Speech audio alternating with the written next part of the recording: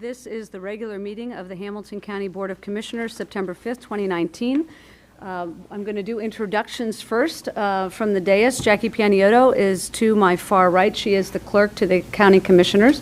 To my immediate right is Commissioner Todd Portune. To my immediate left is the Vice President of the Commission, Stephanie Summerow-Dumas. Next to her is Jeff Aludo, County Administrator, and Michael Friedman is the legal counsel at the end of the dais. We generally start our meetings with silent prayer and then the Pledge of Allegiance, so please stand if you can.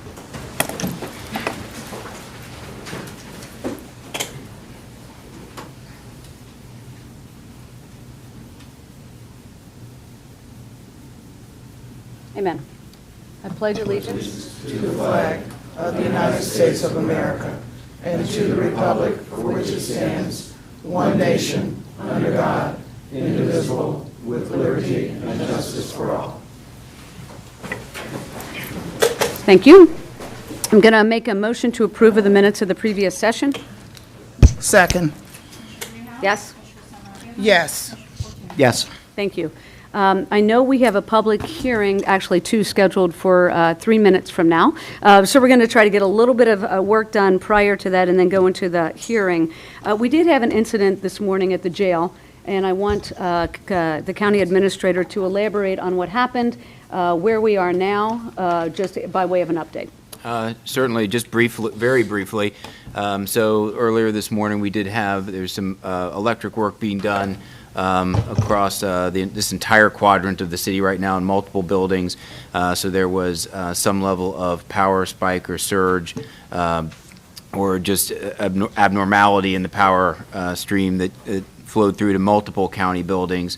In particular, we lost power in the Justice Center, North and South Towers. The South Tower generator kicked on. The North Tower, because of the nature of the power spike, did not. However, power is back and restored at the Justice Center at this time. There was never any safety concern.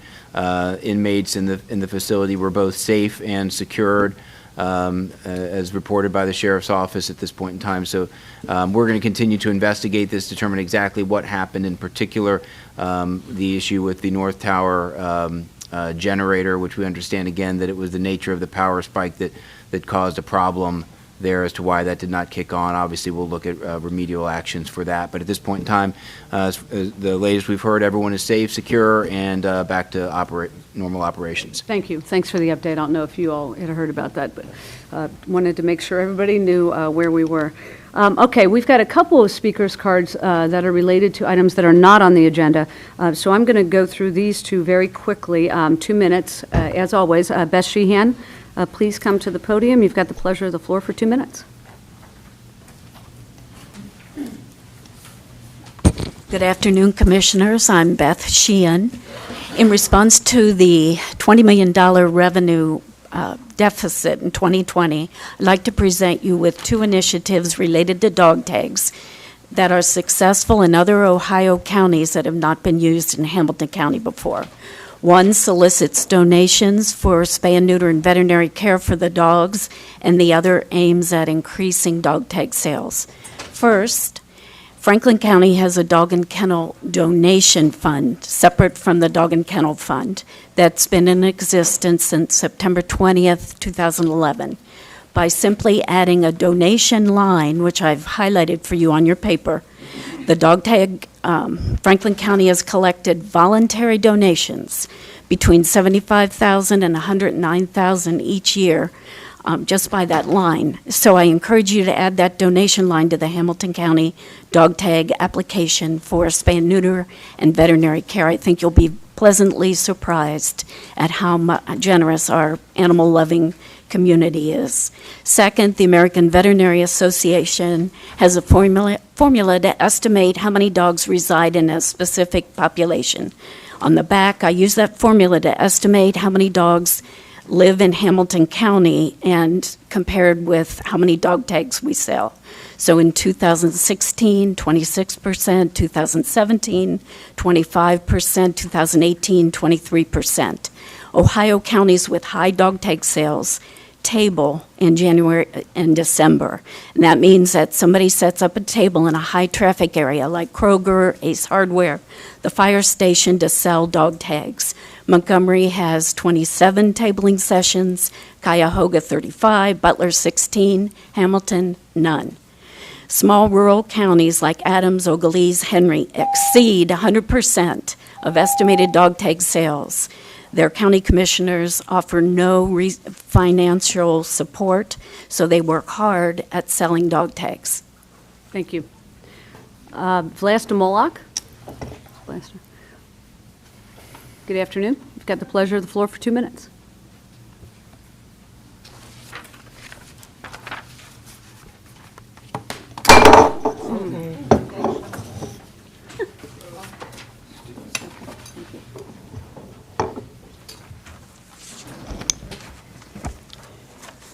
I brought an article by Walter Williams, whom I met when I was a congressional fellow in 1999, and he often testified in U.S. Congress. I was a congressional fellow in U.S. House. The title of the article is "Being a Racist These Days Pretty Easy." It's a satirical article about false accusations of racism whenever somebody doesn't get what they want. So he concludes, he said, the bottom line is that when people have no winning argument, they falsely accuse others of racism. Republicans cower at the charge and often give them what they want. Black Americans who are octogenarians need to explain what racism really is to inform both the liberals and the young black men. Anyway, 15 years ago, Martha Stewart went to jail because she did something wrong. Nobody claimed that she was Mother Teresa, and nobody claimed that she shouldn't be going to jail because she did something wrong. Well, these days, we had somebody who had done something wrong and is now in jail, but we had people up in arms claiming racism. I think it's about time that we shred this race card because it has been maxed out and it has no credit left on it. And I think we should become colorblind as it's intended for this country, which was based on self-sufficiency, independence, and meritocracy at the free markets of ideas and projects, rather than on the color of the skin or gender or sex or whatnot. We need to restore our free markets and reestablish meritocracy as the only criterion for getting grants and getting praise or whatnot. Thank you. All right. We are going to move into our public hearings. The first one is a hearing to consider modifications to the Hamilton County Stormwater District Rules and Regs. This is the second hearing on this item. I want to open the hearing. We do have a resolution for this that we'll be bringing forward next week, right on Thursday, but wanted to have any comments related to this item. And if Todd, if you could kind of give us an overview of the issue. I have one speaker's card for this item. Okay, I will. Thank you, Commissioners. For the record, my name is Todd Long. I'm a Deputy Engineer for the County Engineer's Office and work with the Hamilton County Stormwater District. As Commissioner stated, we have a hearing today for our proposed amendment changes to the rules and regulations for the Hamilton County Stormwater District. This is the second hearing as required under the statutes, and the purpose of our hearing is to allow the public and interested parties the opportunity for review.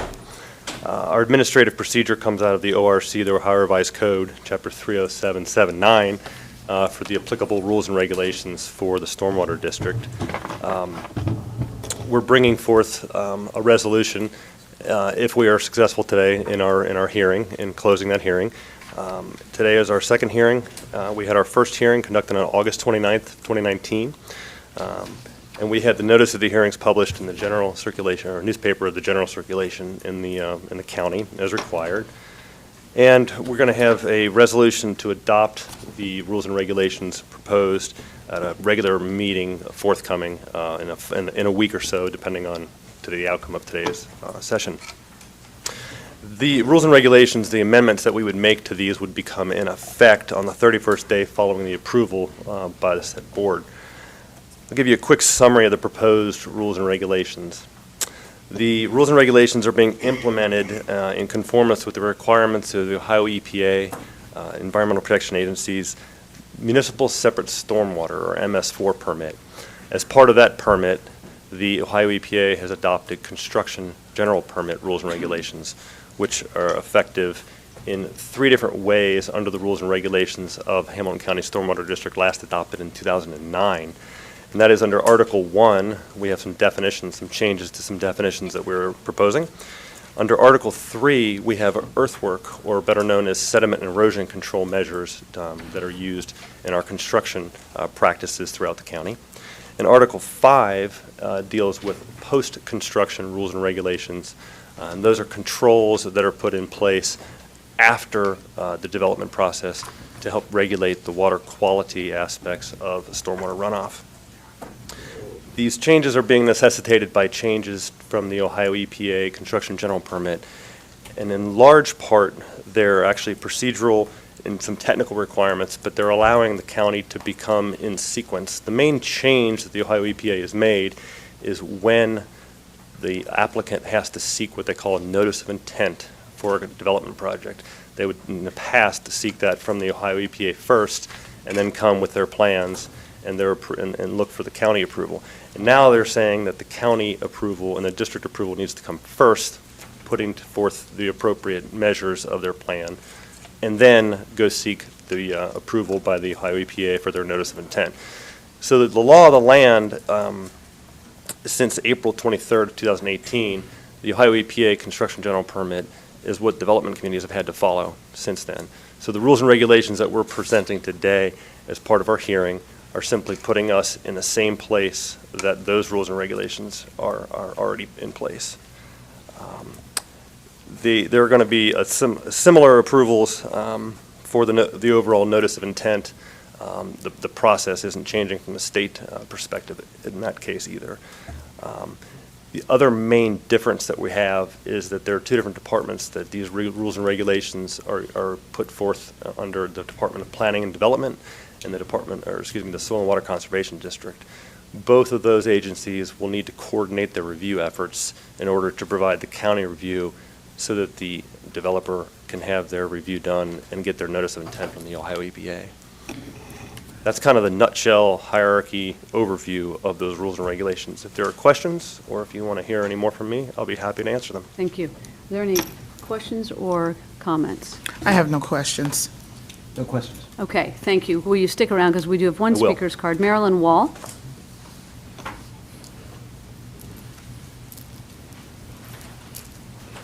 Good afternoon. Good afternoon, and thank you. I'd just like to speak in favor of this approval of these regulations. While most of them are following the state template for making changes, I just want to speak to the fact we appreciate the fact that the plans, there'll be more coordination of plans, and also reducing the size of lots that are being disturbed down to 1 acre instead of the previous 5, so which should have a very positive impact on the county because we're already a very developed county. There's some things that aren't, obviously in these regulations. Some of that is updating the retention and detention basin standards for Hamilton County, not only to be consistent across the state and neighboring counties, but also to help deal with the stormwater problems that are becoming worse and worse in the county. And also, and something that isn't under the county's control, is the fact that ODOT, for instance, is exempt from following the erosion standards at the local level. And certainly the I-75 problem has certainly shown that there's some problems with erosion from that facility. Often the sediment winds up in the sewer pipes or in the creeks, and in the sewer pipes, that's a problem because it either has to be cleaned out or the sediment winds up at the treatment plant and then has to be separated from the water and so on. So it's a very expensive thing for the ratepayers. And if the sediment winds up in Mill Creek, it builds up behind the barrier dam, which will ultimately be very expensive to have to dredge out. And none of that gets paid for by ODOT. It gets paid for by people in Hamilton County. So thank you very much. Thanks, Marilyn. Okay, that is the only speaker's card I have on this issue. I believe. I'm looking around. It seems to be the case. Okay, so I know that we need to close the hearing, and then we expect, again, to have a resolution in front of us next Thursday related to this item. Is that correct? Yes, if the clerk of the board will accept that, we'll do that next week. Otherwise, we'll just put it into the regular process and get it in front of you. Yes. Sounds good. All right, so I'm going to move that we close the hearing. Second. Yes? Yes. Yes. Okay, thank you. Thank you. And thank you, Marilyn. All right, our second hearing is to consider Zone Case Columbia 2019-01, Cambridge Retail from C Single Family Residence District to EE Planned Retail District. We've got a lot of speakers' cards on this item. And so Brian Snyder is here from Hamilton County Planning and Development to give us an overview of this item. Yes, thank you. Thank you. Brian Snyder, Zoning Administrator, Hamilton County Planning and Development Department. This is a zone change request in Columbia Township. It is a request from C Single Family Residence to EE Planned Retail. The property is on the map behind you. It's a little bit difficult to see, but this light gray outline is the property in question. At the time that this project started, there were 4 single-family homes here. All 4 of these homes have since been demolished. There's also been a lot of discussion of this former Dollar General on the corner of the street here, which has also been demolished at this point. However, the zone change applies to just these properties, the 4 properties here. No portion of this property is before the commission today, nor the rest of the dealership here. This is the existing auto dealership. The former Dollar General, which has been purchased by the dealership and demolished, in these 4 single-family homes, which have likewise been purchased by the dealership and demolished. The proposal is, on this map here, is for a construction of a 62-space parking lot that would connect through an existing driveway and an existing retail zone to this property here. They're proposing a 10-foot tall privacy fence along this property line, along with landscaping. And then they're proposing a streetscape along the street frontage with bushes, trees, and shrubs in that area. There's no signage being proposed on this portion of the property, and then this driveway would be the only driveway, these 2 driveways would be the only driveway that are already in the retail zone. They're not proposing another curb cut onto Cambridge as part of this request. You should have a packet of information that includes all of the previous staff reports and meeting minutes. The staff reviewed this request for consistency with the county plans related to this property. There's no frontage on a county road, so there's no thoroughfare plan implications of this project. The Columbia Township Land Use Plan designates this a much larger area, which is shown in the staff report, but this entire portion of Columbia Township is designated as future or neighborhood commercial. Staff reviewed this proposal for consistency with that and found it to be consistent with the land use designation. We also looked at the text of the land use plan and found it to be consistent with that text as well. There's a much more detailed description of that in the staff report. We also found it to be consistent with the requirements of the zoning resolution with some exceptions, which we supported. The 10-foot tall fence that is on this property line would be 2 feet taller than the maximum that would be permitted in a retail zone. So they're asking for a variance for a 10-foot fence. The amount of buffer on this property line is required by the zoning resolution to be 50 feet, and they're requesting a reduction to 20 feet. Because this property is adjacent to a larger planning area of the township called a special public interest district, the previous commission, Board of County Commissioners, has approved an outline of a special area for all of the retail properties on this portion of the corridor in Columbia Township to have special zoning requirements. Essentially, the zoning requirements that are in place are somewhat suburban in nature. This is a more urban environment with buildings that come right up to the street. So there were some reductions in the required amount of boundary buffering and the required number of parking spaces, recognizing that there's on-street parking here, and this is a more traditional neighborhood business district.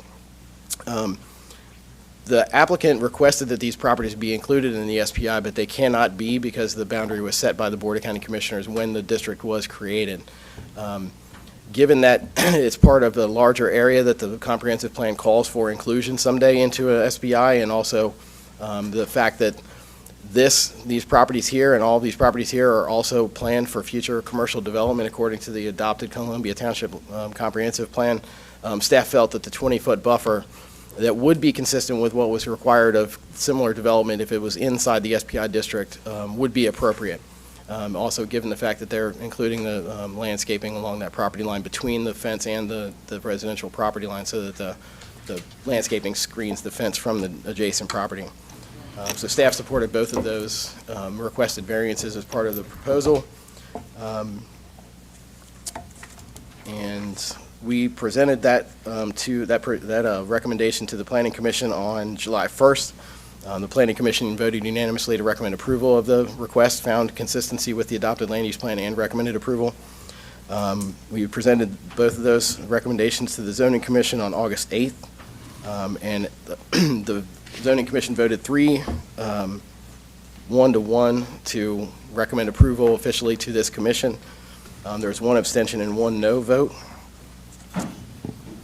And their recommendation includes 6 conditions, 1 variance, and 1 modification. And those are also detailed in your packet. We've received a substantial amount of correspondence on this case, both from attorneys on both sides, as well as residents in favor, residents opposed, and some local business owners in favor as well. I have all of the correspondence as part of the record. If you have any questions about that, I can try and answer them, or anything else related to the case. Thank you. I want to note for the record that we all have received a lot of correspondences related to this item, so thank you for mentioning that. Are there any questions for Brian before we go to the next speaker? No question. Okay. No question. All right. Oh, I'm sorry. Yeah, Brian, before you leave, these homes here that are not within the area, are they still occupied? Yes. And what correspondence, if any, have you received from the owners of those properties? So the correspondence that we've received has been from adjacent property owners.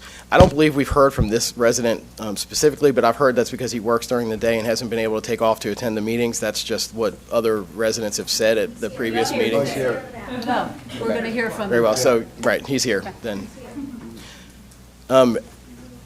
The neighborhood has a website. They've all Thank been you. informed of this. We've sent notices to everybody that within 200 feet, and then I know a lot more people outside of that have gotten word of all of the hearings. Okay.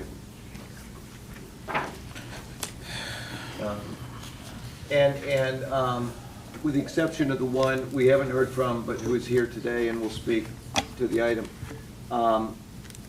what has been the position by those that immediately abut the area? The residents that we've heard immediately abutting the area have been opposed.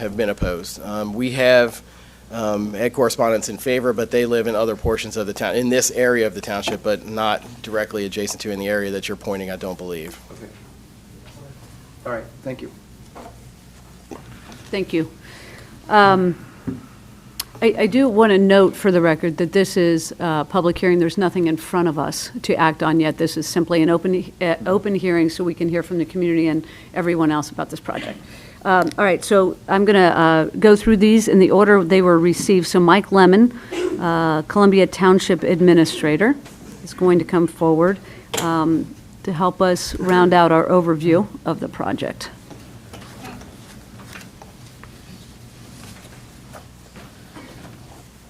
Good afternoon, Commissioners.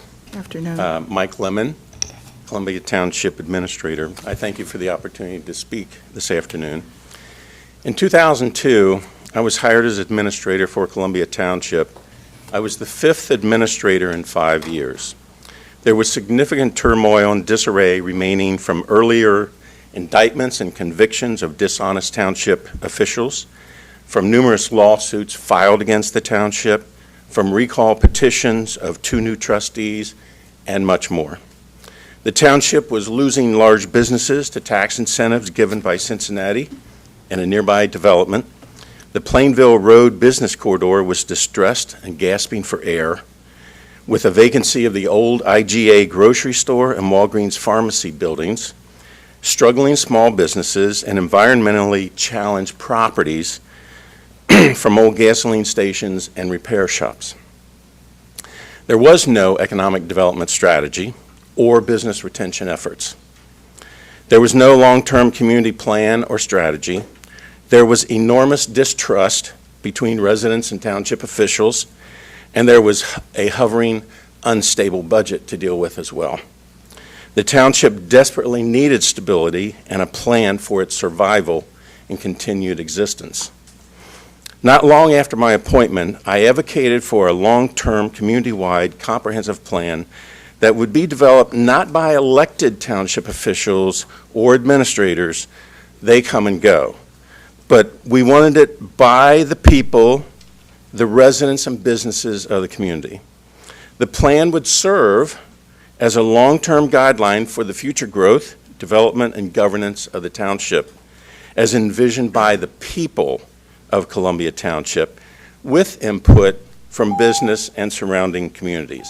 I'm going to need more time, if I may. I'm going to give you a little bit more time since you're the county administrator, but yeah. Thank you. Within reason. All right, I will try to eliminate some parts of this for time's sake, but there are several important passages I need to talk about. Our comprehensive plan took place many months over 2004 and 2005. It encompassed a vision committee of 14 members from around the township, 2 focus area groups totaling 28 members from all parts of the township, and professional consultants as well. The plan was reviewed and adopted by the township trustees and the Regional Planning Commission upon its completion. Township and county officials have been following this plan and its subsequent updates in 2011 and 2017 since it was completed. There are several key passages from the original plan that are particularly relevant and germane to the zoning case being considered today that I would like to read. The first is from page 9. It says, "This land use planning effort serves to coordinate the development and growth of Columbia Township through coordinated land use development and implementation strategies. The comprehensive plan process was distinguished by a public consensus building effort, which included a visioning committee, focus groups, and open to the public workshops." It goes on to say on page 25, "Displacing some residents to provide room for needed commercial expansion may be necessary. The township values and wishes to protect the residential neighborhoods while stimulating reinvestment." It goes on to say on page 31. I'm going to, so I know you will be here for the rest of the meeting, and I'm sure we will have questions of you. So if you could summarize the rest of your testimony, we would appreciate it. Thank you. Thank you. Is it possible, if there are other speakers that would donate their time to me, that I might be able to continue? Yes, that is fine. Okay. And do you have a written statement that you could provide I to do. us? That would be helpful as well. Thank you. Would you desire that now or later? That'd be, yeah, if you could get it to us now, that'd be great. Yeah, thank you. Gentleman that raised his hand to donate his time. Okay. Thank you. What is your name? How much time has he had already? Waldvogel? How much time has he had already? I got you. All right, 2 more minutes, and then we're going to move on. Thank you. Okay, well, I'm going to have to summarize a great deal of what I have. What I'm going to say, and I did bring some charts. This is what the Plainville Road corridor looked like. This is a vacant IGA store and a pharmacy next to it. This was a public nuisance. It had an absentee owner that lived in South Carolina. We were continually trying to get this cleaned up. We established an SPI district by working with the Regional Planning Commission, who did the corridor study for us and also helped us develop the SPI district, which led to the second situation where Mr. Woosty of Woosty Investments came in and took what was a very distressed property, the biggest property in the area, and put in a new dealership that was a major shot in the arm for the community. This is what precipitated new businesses and redevelopment of the area. Mr. Woosty has since become very successful with this dealership. He's one of our largest taxpayers. He's one He's one of our biggest sponsors for community events. He does a tremendous amount for the community, and we applaud his success. That success has led to the request to expand slightly his dealership. Based upon the comprehensive plan and the land use plan that we put together, he went through the processes that we had established. We've gone through each step at the county and each step with the township. Everybody has approved it up to this point. This is the proposal that was originally presented, and we found a great deal of opposition to that from the neighbors. I'm going to let you go a little further with this because I do think we need to have this information. So this is the original plan? This is the original plan that was presented at the public hearing conducted by Planning and Development staff. And because there were objections to this, Mr. Woosty and the township officials and the Woosty staff listened. Madam President? Yes, ma'am. I have objection to, I think it's been like, what, 8 minutes, 6 minutes? I mean, I have objection to continuing to have him talk, and the other people are here, where it's very obvious what his stand is. I don't know if that's appropriate, but I think that he's given us what we need. Well, I was only giving deference because he's the administrator. for I understand Columbia that, but Township. residents are going to be directly impacted. He's given a Commissioners, statement. I will step aside, but however, in however many minutes Okay. already. Okay. I will step aside. How many? Excuse me. I will step aside. If there are questions and you would like more information so you can make an informed decision on this, I will be happy to expound upon any of the elements and the history, as well as all the efforts that went into trying to find a compromise of which 90% of the objections were overcome. The only item that remains irreconcilable is the rezoning of these 4 parcels. Okay, thank you. And I'm sure we will have questions, so we'll get to it. I'll Thank be you. happy to come back. Thank you, Commissioners. Thank you. Madam President, I take deference to his statement that he was only trying to make sure we're informed, and we've gotten so much information about this project. So I'm very well informed already. I appreciate his comments. Thank you. Our next speaker is, President? oh, yes. Sorry, but I did have one question of Mr. Lemon. Would you prefer for me to wait? I would until prefer the to end? wait, yes, thank you. We're just trying to get through all the speakers, Understood. and I appreciate that. Jim Carroll is our next speaker. And I want to say, so this, for the record, I'm going to pass this to the clerk so that we can all get a copy of this. I'm not the only one that has it. Oh, sorry. Thank you. Mr. Lemon's written comments. Good afternoon, Madam President and Commissioners. I'm Jim Carroll. I'm an attorney with Coors and Bassett, and I'm representing the applicant, Woosty Investments. With me today is Chad Waldvogel, our picture guy, who's with Schumacher and Dugan, the developer on this project. And also we have representing the owner and operator of the automobile dealership is Bill Woosty, Jim Waddell, and Trey Woosty, who are the guys that, essentially are on the line. We're here to request the approval of the rezoning of 4 lots to display our inventory, is what it is. And without the approval, it will be difficult for the dealership to remain competitive and could place our competitors at a clear advantage if we don't have this space. The administrator went over some of the history of where you had an old abandoned grocery store.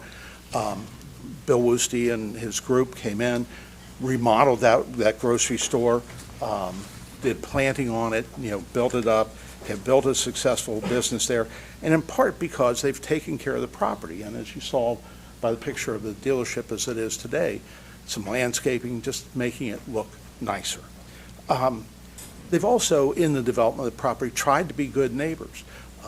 The lighting on the whole dealership is downlighting so that it doesn't bleed into the adjacent areas.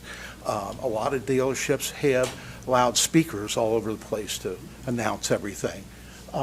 They don't have any loudspeakers emanating in the area. So they've tried to be a good neighbor while they've been there.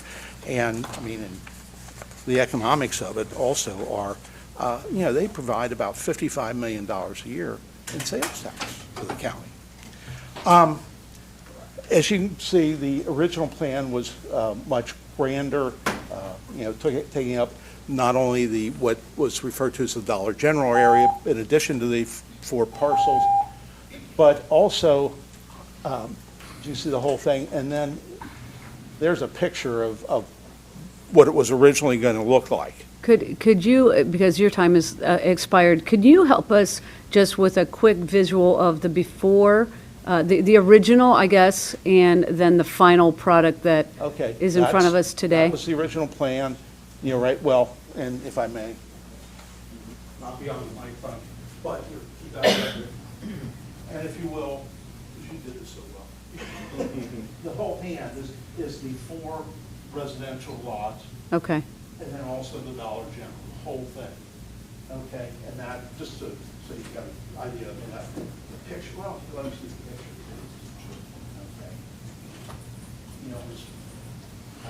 Okay. Okay. The plan before you today, okay, is this area here, which is the 4 residential, and then the whole, if you will, the dealership, expansion is just on the Dollar General. Okay.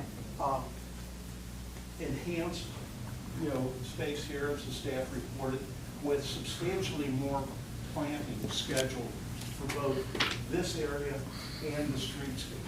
Okay. Than the requirement. All right, that's helpful. I'm going to stop you there, but thank you for the clarification. And I know you will, too, stick around in case we have questions. Of course. Thank you. Appreciate it.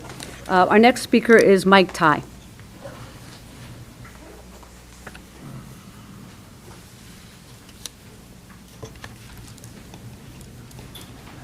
Good afternoon, Commissioners. Mike Ty, I'm a former trustee. I was on the 2005 comprehensive plan. I did not envision Plainville Road turn into the Plainville Auto Mile. But that said, okay, first of all, there are good people on both sides of this argument. But there's one comment that was made at the Regional Planning Commission that I got to take offense to. It was a comment by one of the commissioners about Madisonville. And his daughter, he knows, the per quote was, I know the area real well. My daughter was pregnant, and she was robbed twice in a month. And you all should be happy that this dealership, this high-end dealership, is moving into Madisonville. Well, first of all, Madisonville, I grew up in Madisonville, and I take personal offense to that. And saying that, I requested, our group requested an apology, and never got it. But that's under your purview. I think somebody needs to reach out to the commissioner that said that. So that said, I'm going to move on to something else. The economic impact of this. There will be no new employees coming in here. They're just moving people around. No sales tax increase. There's no new brands coming in here. Okay, the majority of the money is going to be going to Cincinnati Public Schools. The estimate I have, but I've never got an official statement from anybody, is going to be between $100,000 and $150,000 additional money. Okay, at one meeting back in July or June or July, they said it's going to be TIFed, which I don't, we've never heard any more about that. The original building was tax abated for over $1 million. So this community stepped up and agreed to a tax abatement, which I was for. We need it, as you see in the pictures here. Okay, now flooding. We have a major flooding problem in Madison Place, in Madisonville. Now I'm going to pass this flood study that Mr. Lemon did in 2016 to the county administrator, and hopefully he can review that. You guys do your due diligence. We do have a flooding problem, and in this area there where they're talking about building this parking lot, the parking lot, there's no drains. So we need to, before the zone change is approved, we need to do our due diligence and have everybody come in and just make sure this is not going to add to our existing flooding problem. Thank you. We do have a major problem. Thank you. Appreciate it. Question, Madam President, may I? Well, I'll wait. We need to make a decision as to, because I would like to get to all the speakers before we do questions. I'm sorry. Yeah, okay. Thank you. I'll wait. Okay, Robin Kane is next. Good afternoon. I'm Robin Kane. I am a homeowner and resident in the area that I just learned today. I thought I was a very informed property owner and voter. that my home on Murray Avenue falls into the homes that are apparently part of the mixed use or potential commercial plan, which came about in 2004, and according to Mr. Lemon, was done by committee and not by vote. I certainly would have cast my vote against it, knowing that my primary investment, which is my home that I've lived in for 17 years now and that I plan to live in for the long haul, I've raised my family in, my granddaughter. I do not have any issues with the Woosty business. I do not feel that they have done a great deal to our neighborhood of recently. We don't have any new businesses in that area that benefit the neighborhood. The Dollar General is gone. We have vacant buildings across the street that are in various states of construction. Perhaps the one new business that we have, which I don't feel is any direct correlation to the dealership entering our neighborhood, is we have a fitness organization. I'm not opposed to selling high-end European cars in a neighborhood that is predominantly middle class. I am a professional middle class person. Like everybody, all my neighbors that I've gotten to know during this whole zoning issue, it's an emotional thing for me. The Dollar General store has been torn down. That has hugely impacted the residents. That was a place that I could run to go when I needed something. It was kind of the hub of our community. It's not a place that I can walk to anymore for me to get little things. I have to drive to the Walmart or the Kroger. I can see from my backyard, from my second-story window, the four very quaint craftsman-style houses that have been torn down. I know one of my neighbors, Stanley, who is the first house directly next to there. He has a view of a dirt parking lot now, and since those homes have been demolished, my basements are flooding. There's more mushrooms growing in my backyard. And there's a drainage issue. So I ask you to please consider the residents and those of us who have a long-term investment in living and staying in Hamilton County and in Columbia Township. Thank you. Appreciate it. Jason Neff is our next speaker. Good afternoon. Good afternoon, Commissioners. My name is Jason Neff. I'm a Hamilton County resident. I grew up in the local community and still have a number of friends and family living in the area. I'm also a gold level Porsche technician at the Plainville location. I've been with the company for 15 years. I'm one of 60 associates at this location. I'm joined today by some of these associates, all of whom live or grew up in the community. We've been in the neighborhood for just over 12 years and have always tried our best to be good, responsible neighbors. Being one of the senior technicians in the dealership, this is something that I try to instill in all of our associates, as I believe it is of the utmost importance, because I also live in a neighborhood where I would expect the same respect to be shown. During this lengthy process, we as a group felt that it was inappropriate to respond to provocation, be it social media or otherwise. However, we also feel it's important that the 60 associates at the Plainville location, many of whom have worked together for decades, have a voice in these proceedings. We are a group of hardworking people, much like the members of this community, people who get up, come to work every day to earn a living to support our families. We respectfully ask for your support for this project. Thank you. Thank you. Our next speaker is Derek Laughlin.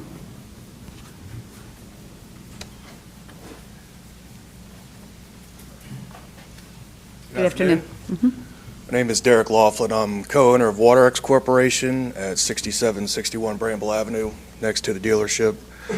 We've been in business there for 30 years. I've grown up in the business.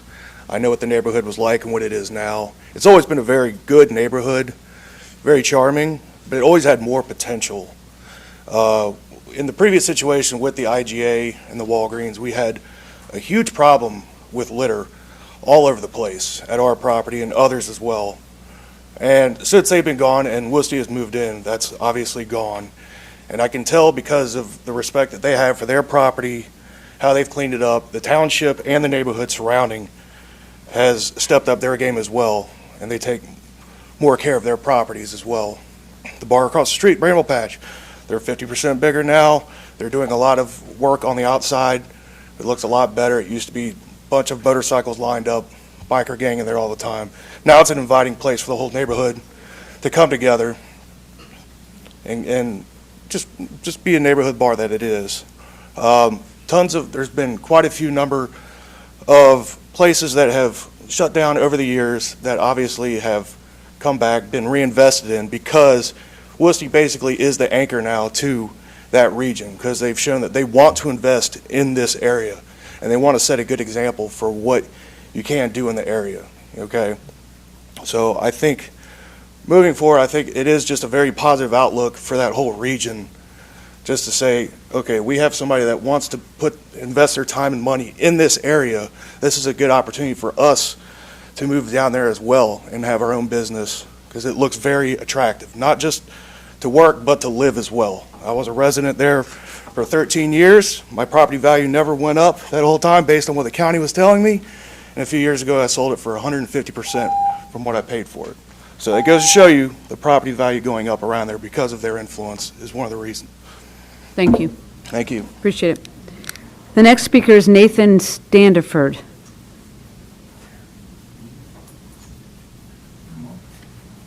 Good afternoon. Good afternoon. So my name is Nathan. I have lived in the neighborhood for just over 10 years. I live on Grace Avenue. From my sidewalk, I can look down and see the car dealership. And I want to just voice my support for the development. They have greatly improved the aesthetic of Plainville Road, along with investment from the township. And they've also increased safety. I have 3 little kids, so obviously not having that vacant lot that used to be there, and also crime that has happened at Dollar General. I appreciate it just on that viewpoint that they have invested and made the neighborhood safer in that regard. I'm also working on a project right across the street at the old Bailey's hardware store.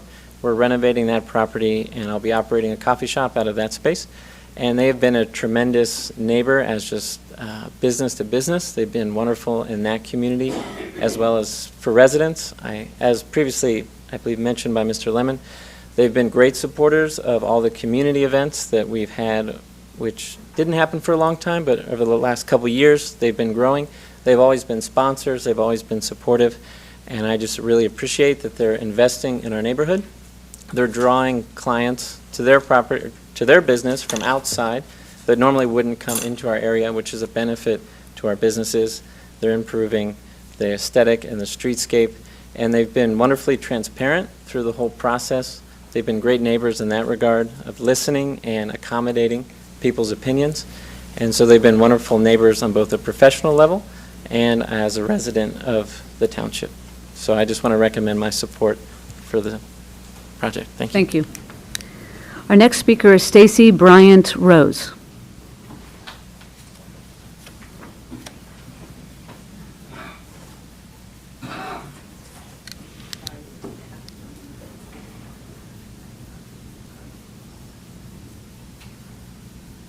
Good afternoon.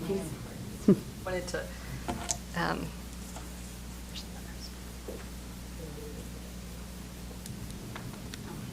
I just wanted to show you first I'm Stacy Bryant Rose. I live at 4106 Edith Avenue, which is the street right behind there. So my backyard looks onto the 4 remaining homes and down the Plainville Road now. But I just wanted to show you this picture of, these were the 4 houses that were torn down, and these are the 4 remaining houses. And it kind of gives you an idea when we talk about quaint and craftsman, these are the homes and on that whole street. So now the 4 homes across that used to look at these houses, which this one was built in 1914, they now look at a dirt parking lot, potentially vehicle storage, which is why we're here today. So can we see those closer, please?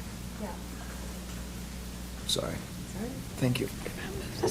So since February, and I think the commissioners are probably aware of that, we have been opposing this when we first found out about it in February. So we've attended meetings, we have written letters, communication. We have yard signs. There are over 100 yard signs in the community, not just in Columbia Township, but in Marymount and other communities as well. So we have a strong base of support in opposition to this. We are not trying to go back in the past and debate whether Mr. Wooste, was a good steward in the community or anything like that. We're just trying to deal with the present, which is we do not want a parking lot next to these homes. It just seems absurd, especially since when the first meeting where they showed that original plan, Jim Woodall, the general manager, mentioned that this was not going to help them sell one more car, get one more customer, that this was not because they had been successful, but because Porsche was requiring it. And then that plan was changed to the current one. They also at that meeting said that they didn't need any parking because there was no parking changes in that original plan. So it's been very, very difficult and very hard for us because we are wanting it to just stay in the commercial corridor. You know, that's all we're asking, to keep the business in the commercial corridor and not in the residence. Thank you. Thank you. Our next speaker is Hilda Howell.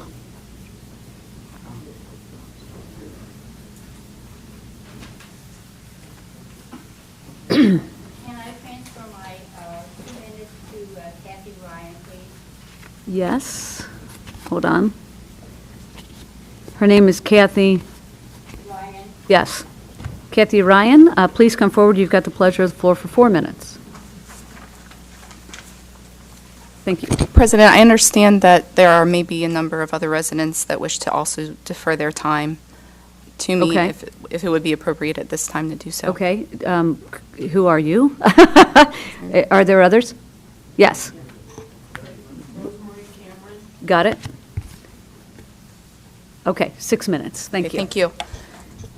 Good afternoon. I'm Kathy Ryan from Manly Burke, 225 West Court Street, representing the nearby Madison Place residents. One of the things that you've heard from the applicant today is that they are investing in the neighborhood. And while they certainly are, you've also heard the history of this site in terms of the commercial investment, and that includes the IGA, the Walgreens, the Dollar General.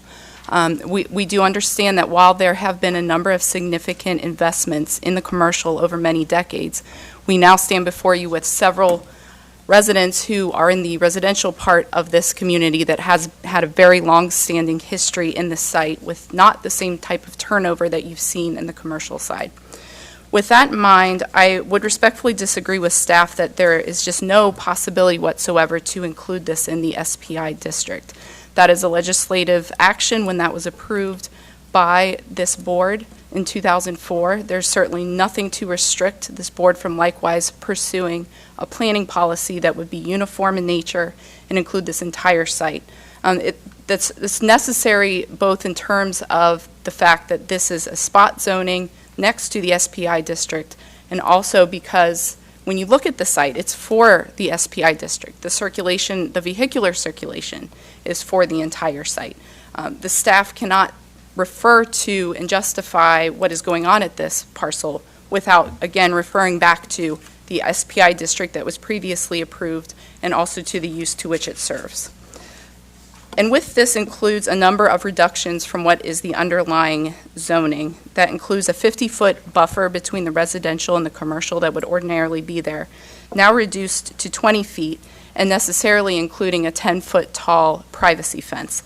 I would call that the lesser of two evils. Do we want a smaller buffer with a large fence, or do we want to have nothing at all? And in this case, because the reduction to 50 feet, from 50 feet to 20 feet has occurred, there's no opportunity for berming or any sort of meaningful buffer in that area, so the residents are now left with what is a 10-foot tall fence.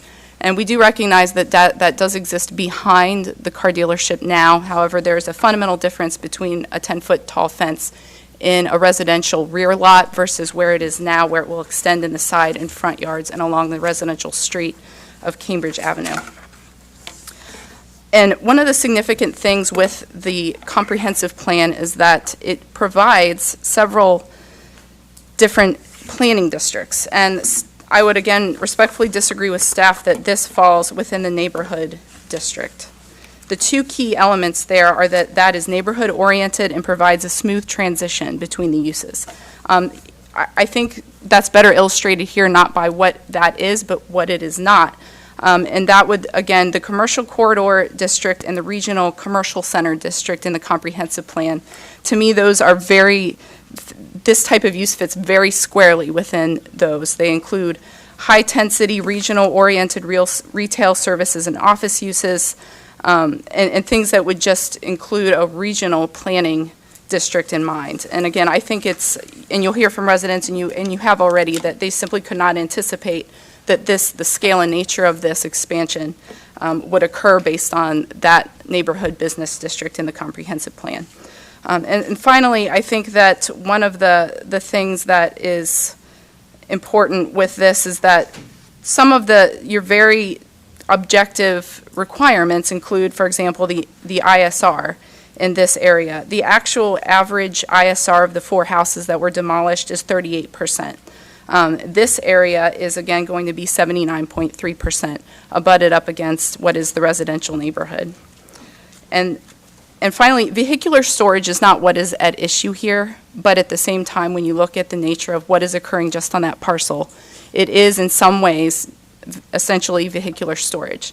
While it is not traditionally the type of vehicular storage that your code contemplates, it's worth mentioning when this board approved this zoning code, they considered vehicular storage as a permitted use only in heavy industrial and as a conditional use even in light industrial. And I think that goes to the heart of the idea that a lot full of cars that aren't coming and going, leaving the site at night, is something that is not compatible whatsoever with a residential, certainly in a scenario where the buffer is reduced and it comes right up to the front lawns of some residential properties. And for that reason, we would respectfully request that the board deny the application. Thank you. Thank you. Our next speaker is Herta Larison. If I could transfer my minutes to Audrey Lloyd. Okay. All right. Audrey Lloyd?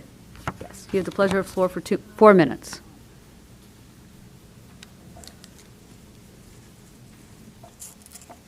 First of all, I'd like to give you these maps, okay? It's a better version of what's up there. Give you an idea. You may already have these, but at least it'll give you. Thank you. Thank you.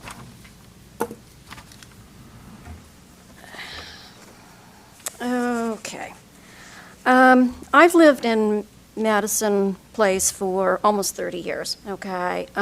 This area here that you're looking at, let's see here. You've got the Porsche dealership in the middle there. To the left of that is what used to be the Dollar General. Then you've got Cambridge Street there, and this is where these 4 houses were raised. Across the street from there is another business called 0 to 60. They are not involved in this, and next to that is what used to be the old Larry Daniels, okay? On the other end, as you go the other way, you've got the UDF on the corner, okay? Across from that is Bramble. That is where I live. Our business district is basically 3 streets long, okay? It starts at Murray, goes down to Bramble. So what you've got is these businesses, and for the last, the Porsche dealership that property was purchased back in June of '07. All along, there has been a plan by Woosty to go ahead and expand there. This was always a residential area. We've always had, businesses on Plainville. Very little incursion into the side streets, but this incursion now down on Cambridge is way beyond anything that anybody ever expected. You've taken 4 houses that were perfectly fine. This is a starter neighborhood. People want to live here now. Many people come here as starter homes. Some leave, they have children, they move on to the suburbs, but many of us who thought this would be a starter home have now decided to stay, okay? As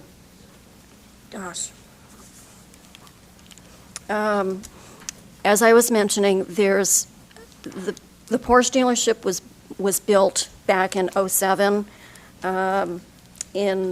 There's always been a plan on their side to expand, okay?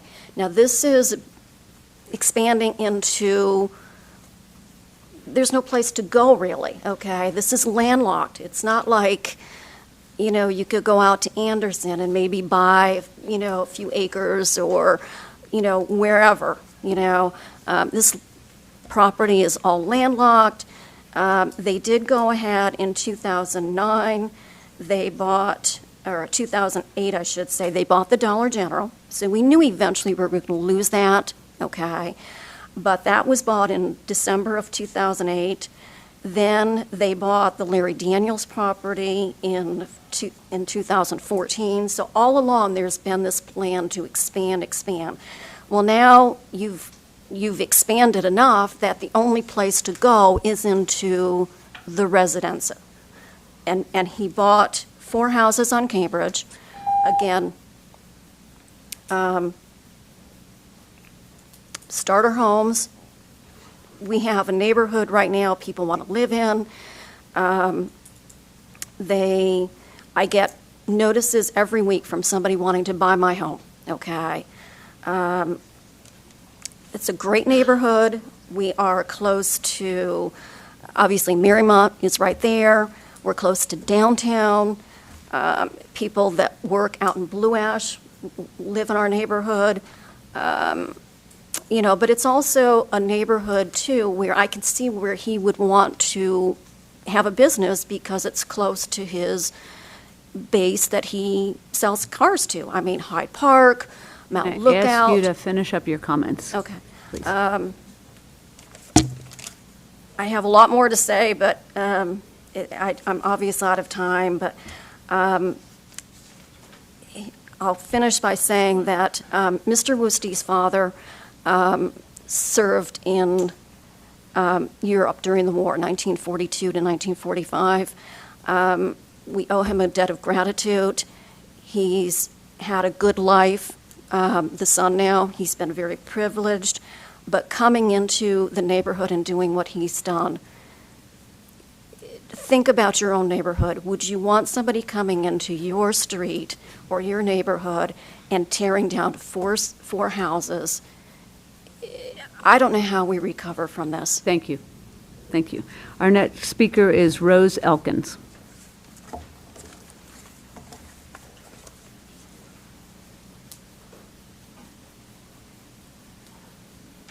Good afternoon.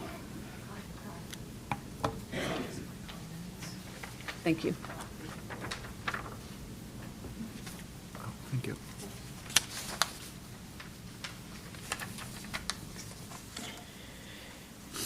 The only thing necessary for evil to triumph is for good people to do nothing. That's why I'm here. I live in Madison Place. I don't want to see evil triumph where I live. That's why I'm fighting for my neighborhood. It is wrong to destroy homes for a vehicle storage lot, especially when people could have lived comfortably in those homes that are now destroyed. It is wrong to steamroll over trees and cats and birds and people without regard for their lives or the quality of their life. It is wrong to put the value of a business over the value of a person or people. It is wrong that our society and government, the money, big business, always wins, and the people lose. It is wrong to redraw lines that protect people from being taken advantage of and exploited so that one rich businessman can become even richer. It is wrong that everyone involved in this issue, except the working class people most affected by it, get to remain secure in their luxury and comfort of their neighborhoods, safe from the threat of asphalt destruction. This would never happen in Green Hills, Marymount, Madeira, or Indian Hill.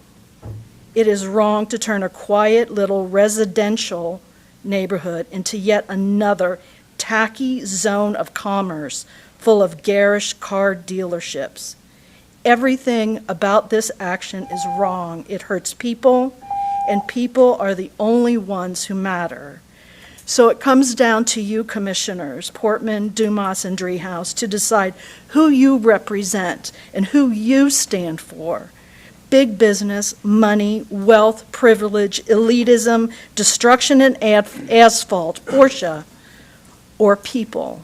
Thank you. Thank you. Do you want to, no, we're not going to correct it. Okay. Our next speaker is Jen, I think it's Bryant. What was her name? The previous speaker. Rose up. Okay, thank you. Good afternoon. Good afternoon, Commissioners. I live at 6748 Murray Avenue, which is the block on the back side of Cambridge Ave facing the site. I'm a former ward chair in Marymount, and I moved to Columbia because I was intrigued by the history of the area that I'm afraid very few people know about and hasn't really been honored or held up by the township, mostly I'm sure because they haven't had the means, but I think that we have a real treasure in our neighborhood with these homes and with the history of some of the first settlers living in the area at the time of the Miami Purchase. In fact, some of them being involved in helping to encourage a Congressman, John Cleve Sims, to pursue the Miami Purchase. And I'll hand out some information on that and humbly request that the commissioners consider that. I have a real estate license in the state of Ohio, and I started my career in real estate and development. I am very sympathetic to the challenges of developing a site, and I've also learned a lot in my career about responsible development. In my view, what this boils down to is a question of whether the zoning laws here are to protect the consumer's investment in residential real property, and whether they're there to protect them equally to that of the interests of individuals and corporations who are investing in commercial property.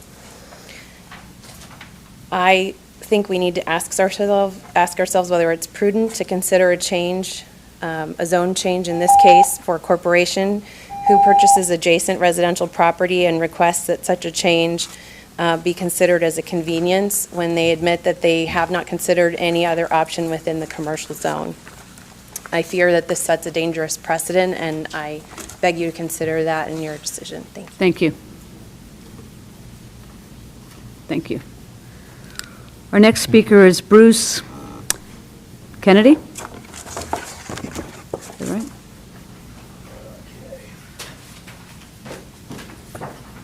I've Good afternoon. been at liberty to copy some of the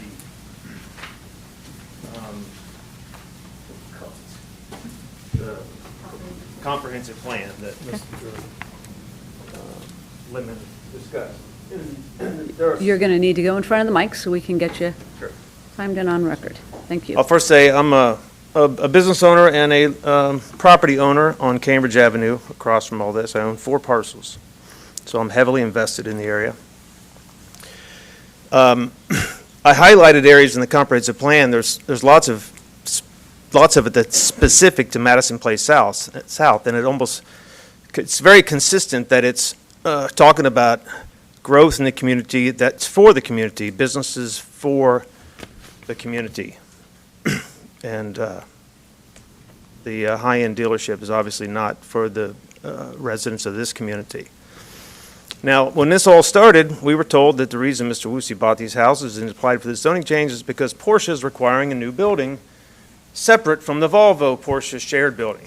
Well, we threw everything into an objections to this, signs and a website and banners, and Porsche got wind of it and agreed to make an exception for Mr. Woosie and let the Volvo dealership share. So we thought, wow, okay, success, we're done. No, further expansion. And I'm surprised no one's mentioned it yet. The dotted line on their future expansion, what they want to call their parking lot, is for a future expansion of a service area. So more noise, a service department that's open till 8 p.m. and the hits just keep on coming. Thank you. Thank you. Our next speaker is Jen Wright.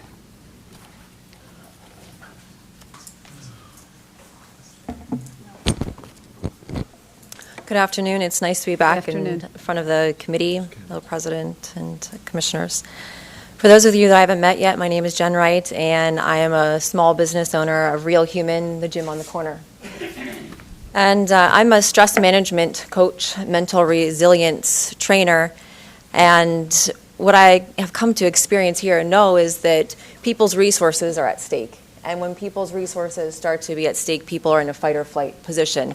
And it's clear that people have begun to fight. And I wanted to bring to light in the last 4 years that I've been a tenant at Plainville and Bramble, and the last 10 years of being a local resident down on Settle Road, that I've come to know Jim and his staff at Porsche as community-centric, mindful organization that invests in our community. I've come to know many of you fine people as well, many of us attending some of the parties and the community-supported events together. I'll leave the legalese and all of that to those that have spent their efforts understanding it best. But as a trauma therapist, understanding this fight or flight and the fighting that's occurring in this moment, I also want to be mindful of the dozens and dozens of workers on site, on location, that also are having their resources at risk just by the potential of the resources not being available for Porsche to continue to thrive and survive. On the professional side, I've come to know Jim and his staff as very people-centric. I've worked with them to strategize a rollout of a stress management program for his staff members. That includes people that have been with the company for over 20 years, but also the younger returning veterans that he employs at his location. I believe that above all, Porsche leads with example and supports their people. Together, when we invest in our homes, we invest in small businesses, we all rise. We all rise and we all up-level together. And I believe that this is an example where we can rise together, getting through this legalese and doing what's right. On a personal note, I have enjoyed the time that Porsche at the Village has invested in those parties and those times that we get to spend together. So I'm in support of Porsche and support of this amendment. Thank you. Appreciate it. Our next speaker is David Kubicki.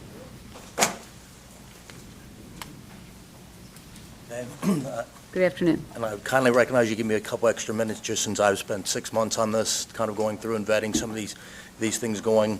But I'm David Kubicki. I'm president of the Columbia Township Trust. So we'll give you a couple minutes. I'm sure you'll be here for questions as well. Right. I'm president of the Columbia Township Trustees, and I'm here because I'm fully in support of this project. As you saw, Bill Woosty 12 years ago took a completely decrepit property and turned it in and really transformed and stabilized Madison Place.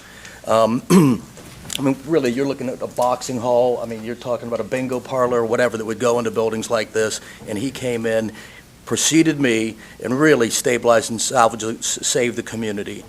Now he needs to expand, and he's doing exactly what our comprehensive plan said he's allowed to do, period. When he came in here, he's counting on us. That comprehensive plan started in 2005, was revisited in 2011, and revisited again in 2016. I realize these people are unhappy, and I've listened to them for 6 months with compassion, empathy, and given them way more time than anybody here has.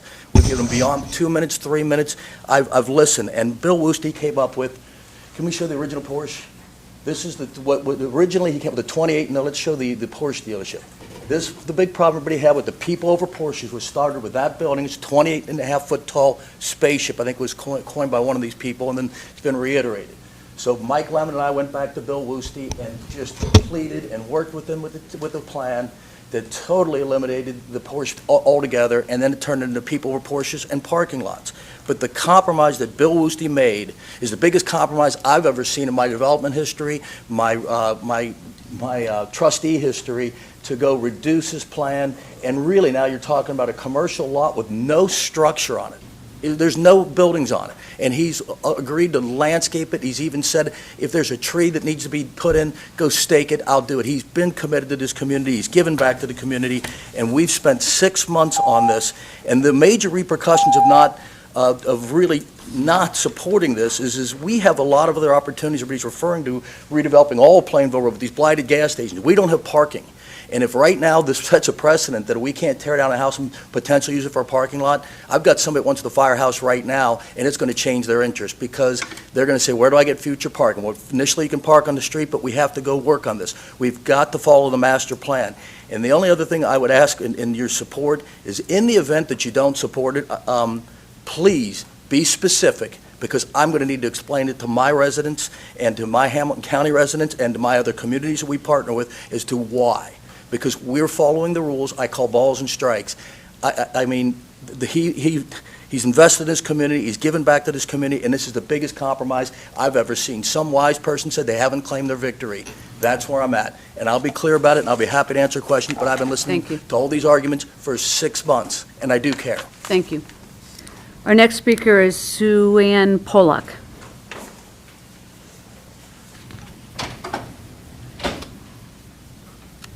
Good afternoon. Good afternoon. My name is Sue Ann Pollock. I live at 6730 Cambridge, and if you're wondering where that is, look at 4 houses down from a mud field right now. That's where I live. When I moved into my house in 2007, I moved into it from Marymount because it was a livable, it was a walkable neighborhood. It was a beautiful tree-lined neighborhood that a single woman felt very safe moving into. I have since been married. I have helped to raise my children on this street. We go for a walk almost every night over the neighborhood. It's lovely. They talk about being a good neighbor, and yes, you are correct. You have been a relatively good neighbor. I don't want to see anybody lose their job either. But what we're talking about is not adding workers. We're adding cars on a property. And as everybody knows, that's not how people sell cars anymore. They sell cars online. These cars can live anywhere. What I currently have is a mud field, a black void because the street lamps are not working because of the demo. And that's what I have. When they did the 2002 plan, that was 17 years ago. Did anybody anticipate Over the Rhine would be where it is now? Perhaps not. But people change their minds. They choose to live in these walking neighborhoods, and people are coming in. They are reinvesting in houses. And I thank you very much. Thank you. Next speaker is, I think it's Walter Cameron.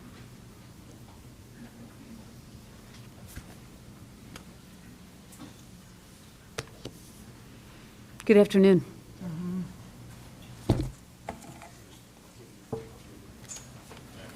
Thank you. Just have to put my glasses on. Thank you. Okay.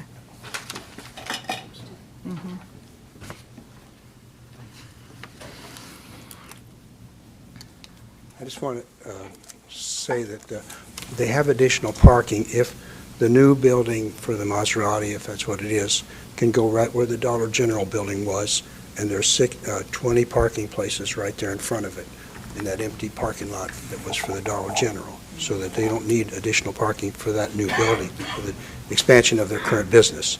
Nothing is going to change that way, and they won't lose any people. I'll read my little note. The destruction of the houses and trees in the 4 properties on Cambridge Avenue before approval to change status from residential to commercial is indicative of the indifferent attitude of the car dealer in regard to the rights of the residents in the neighborhood. For me, the program of the Columbia Township trustees and the Worcester Investments to accomplish the change has been done without adequate informed consent of the residents and their approval.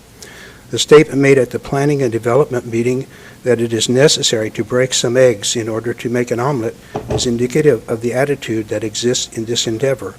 A major concern is the domino effect of this intrusion into the neighborhood. Fear of loss of property value may cause further attrition. A possible solution to what's happening is Columbia Township could buy the properties from Woosty for the amount paid and make a small neighborhood park playground. Thanks. Thank you. Thank you. Our next speaker is Debbie McLean. Apologize. Oh, thank you. My name is Debbie McLean. I live across the street from a current mud pit. I've lived in my house for 16 years, and I moved in when my children were young. The youngest one is sitting back here with me, and she is now 16. So I am begging you to deny the application for turning this into a parking lot. Sorry I didn't make 3 letters, but I am opposed to the 20-foot. If you can't find it in your heart to deny the application, there are some stipulations in the letter that I submitted that I would love, like more landscaping off the road. My front porch, I look at a parking lot, basically, if this goes through. I must leave you now because I have residents at the Reds game that I must go load back into the bus. Thank you. All right, thank you, and thank you for being here. I'll make sure everybody gets a copy of your letter, too. Our last speaker is Stan Franklin. Would you give that one to Jackie, so that everybody gets a copy of that one? Good afternoon. Thank you very much for allowing me to speak. My name is Stan Franklin. I am the house directly involved in this. I was told I was going to be receiving a 20-foot buffer. Of that 20-foot buffer, it's probably going to be about 15. I have worked with Jim Woodall during this whole process. He's been really helpful with this process and helping me if I had any issues, concerns, or problems, addressing them when they were being taken care of. I had the privilege of reading last month's transcript, and I had a few issues with that. One being a statement that was made because I wasn't here, and I was, if by me not being here, then I wasn't concerned, assumed that I wasn't concerned. That was farthest from the truth. And I wanted to state, as an attorney, to make that type of statement, I thought it to be really uncalled for, unprofessional, and very conceited towards me, because I did want to be here, I just couldn't because of my circumstances. Now, as far as what I'm looking at right now, it's a big mud pit. And I was told it's going to be turned into a nice, beautiful park-like setting, but like with any parks, there's trees. There's no way there are going to be trees here because of the dealership, and they don't want trees around the cars. That's just a fact. And that's not going to happen. One of the biggest and one of the concerning things that I had is when those trees came down, the birds, the squirrels, the raccoons, scrambling for their lives was just horrifying. And a lot of them met their demise when that came down, and I don't think that should have happened. And there wasn't any concern for the wildlife in that area, and it's now gone. The birds that I hear in the morning have been silenced. I had the privilege of having a woodpecker in one of those trees. And in the evenings when I came out to read, sometimes I wanted to wring that woodpecker's neck because he would start pounding on that tree. He must have been clairvoyant, know when I was out there, and he just started pecking on that tree. But it's been silenced. I don't have that any longer. All I have now is sun, and I just wanted to say that. Thank you. Thank you for being here. Thank you.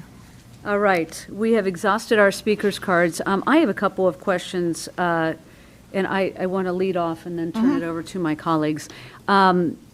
Couple things. The master plan or the comprehensive plan has been referred to a number of times. And so my understanding is the first iteration was 2005, then 2011, then 2016 were revisits of that plan. I feel as though I need to learn a little bit more about that process because there seems to be some inconsistency in what we're hearing versus the neighborhood plan or the comprehensive plan. So I don't know who would be the most appropriate person to respond, but can you just put a little bit of meat on the bone for the revisitation, because it's been noted that it's a relatively old plan, but then I understood that it's been updated. Correct. And I can speak for the Regional Planning Commission's role in the comprehensive plan for Columbia Township as far as the creation of the plan and all that. Mike Lemon would probably be best to address that. The Regional Planning Commission first adopted the plan in 2005. That was the first creation of the comprehensive plan for Columbia Township. And then the Regional Planning Commission bylaws require that plans that are adopted by the commission be reviewed and updated every 5 years to be considered current, according to the Planning Commission's bylaws. And the Planning Commission is also required to maintain consistency with any of the plans that they've adopted in their recommendations. So the first thing they have to do with any development like this is find consistency with the adopted plan, and that's only required if it's been updated in the last 5 years. So the township has been diligent in updating their plan either every 5 years or very close to the 5-year requirement to make sure that their plan is maintained as current by the Regional Planning Commission. And the most recent adoption was in February of 2018. And this issue, I believe, was a very large part of that consideration. So this wasn't an area that wasn't considered in February of 2018 by the Regional Planning Commission. There was a lot of discussion about this specific possibility at that time. And the trustees recommended approval of the plan in 2018, and the Regional Planning Commission adopted it, and it is considered current.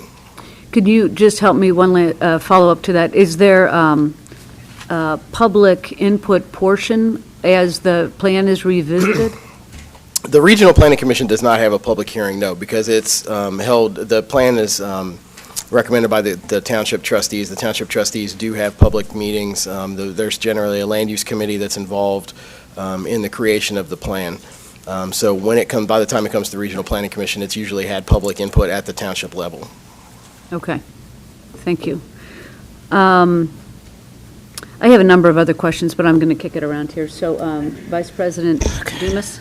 Thank you, Madam President. Just a couple questions. Well, I think some good things as we looked at the diagram. There are no curb cuts, which helps with, no new curb cuts, I should say, with the congestion issue. And there are no homes there presently. They were bought out. But my question is, was there any consideration of using the Dollar General area since they own that also? Silence. From a zoning standpoint, again, because I can't speak to why they did or didn't do what they did. But the Dollar General was already zoned for retail use. So the portion of the development that they've shown on that part of the property is permitted without the zone change. So that's why it's not part of the analysis or part of the staff report, because it's a permitted use. It's been hard to separate the topics because they're being presented together, but the zone change only applies to the 4 lots that are being requested. But the ability to have a zone change is possible. The ability to have the zone change for Dollar General that they could use. Yes, they could have included it in the zone change process, right? They did not, because it's already zoned for retail. But it could have been. We discussed that with them. Part of my role in the initial review of this was to go over all the potential zoning processes, and that was one thing we did discuss. Okay. Like I said, I can't speak for why they did the procedure the way that they did it, though. And thank you. My final comment, I did go out to that area to take a look around and sort of to talk about what Commissioner Portun was asking about opposition. There were lots of people over Porsche's signs all over the place. So there is obviously some opposition, and I got plenty of support emails too. So I thank people for taking the time to do that. So that's all I have right now. Thank you. Commissioner Portun? Madam President, thank you. I have some specific questions to specific speakers if they're still here. First, I'd like to follow up on Vice President Sumero Dumas's question about Dollar General and their inclusion or not in this. And Jim Carroll is attorney for the applicant. I understood from Brian Snyder's answer to the question that there was no need to consider Dollar General because it was already zoned appropriately to be able to use it for this purpose. Is that right? Yeah, there's no sort of like why go for rezoning when none was really required. I'm going to look to Brian and see if he wants to kick me. Is that right? Yeah. Okay. Yeah. And to follow up on that, then was that property capable of being used for the additional parking, or why was it not considered for that, if you know? well, let's understand it's an automobile dealership, and presently there are, I'm going to say, I'm going to look over Bill, and there are 4 dealerships on this property. Porsche, Volvo, Maserati, and Alfa Romeo. The car business is a little different than some other businesses in that, yes, you get I'm going to call it a franchise, or the ability to sell on the manufacturer. The manufacturer has substantial control over how that process happens. Size of the dealership, size of the lot, size, all sorts of things, how they promote it, how they run their dealership. These are high-end cars, yes, and the conglomeration of dealerships, it was like, okay, we've got to satisfy all 4 of them and not lose any of these, because the loss of any one of the 4 dealerships is going to have an impact upon that property. So Porsche basically was demanding. Yes. And through the nature of the franchise agreement, had the ability to make that demand, or the possible loss of the franchise. Is that what you're saying? Yes. Okay. Yeah. All right, thank you.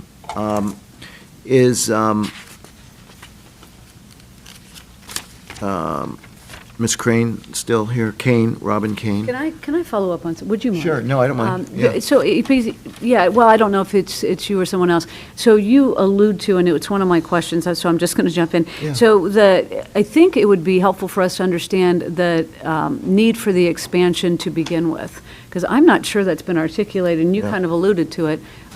So the reason for, or really the need, I guess, for the additional property. Well, and again, I'm going to look over my shoulder. You look over my shoulder. Porsche initiated, because you're a dealer, and we have certain requirements that you will fulfill to continue your dealership. The Woosties are going through a process with them of, okay, that's your immediate request, but in order to do that, this is what we've got to do. And in fact, they were not part and parcel of the various discussions with staff and the township trustees and the township staff, but Porsche was aware of that and aware of the difficulty, and they understand that this has been a good dealership for them. And it's a combination, I say, lose the dealership, but also with any the dealership relationship, there are a lot of attributes to that. How much you pay, discounts for size of this. And that's the nature of it is that, yes, we want you to do this, and through the pushback to, and I'll even use their term, the spaceship of the original presentation, it's like, okay, this is how we're going to get this done. So Bill Woostie's negotiating with all kinds of people to get to where we are today, and to try and make this, a reasonable addition to get us to the point of where, yes, we can continue to operate on this footprint. Gotcha. I hope that's responsible. Can I ask the question as it relates to what you were saying? In order to keep the dealership is what I heard you say. Okay. Keep the So was dealership or keep the dealer relationship, because there's all types of elements of yes. So was it to keep the dealership, or is there some forethought that there will be increased inventory and there's a necessity to have an expanded parking lot? Well, the spaceship that's been moved back, that's now not going to be the Porsche dealership. It's going to be the Alfa Romeo, and so we need additional parking in order to fulfill the requirements, and if you will, what we've got is maybe less than what Porsche originally wanted. This gets us to where they will still, Less cars than what they really want on the lot? Right. Yes. Okay, When you say the lot, on the I'm current, the whole acreage, if you will. right, Pardon. okay. Is that? That answers it, Thank you. thanks. All right, Commissioner Porton. Thank you. So I was asking if Ms. Kane is still here. Robin Kane? Not. Okay, maybe someone else can answer this. Perhaps I want to make sure I get the right name. Ms. Ryan, who's the attorney on behalf of the residents, would know the answer to this. But I understand that relative to the impact on the plan, Dollar General, there was some comment that made that the Dollar General was abandoned. I thought that it was already abandoned before this new plan has been proposed. Can someone clarify that? Who closed it? He bought it and they closed it. Okay. Prior to that, there was also businesses that he bought on the other side of it. Sir, I'm sorry. We've got to have an answer through the microphone so that we can all hear that. If you want to. I just wanted to understand that. So identify yourself, please. You're Mr. Kennedy, right? Yes, Okay. Kennedy. No, he had bought the Dollar General store and then closed it, eventually closed it and then demolished it. And they're planning some of their expansion there.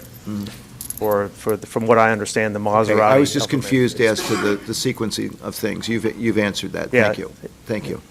I'm sorry. Who's speaking? Ms. Wright? Jen Wright, if I could address that from our business perspective, is my business partner, Chris, and I made it very clear we are willing to move our location so that the Dollar General could have the opportunity to move into our building if that was a business decision that they decided to make.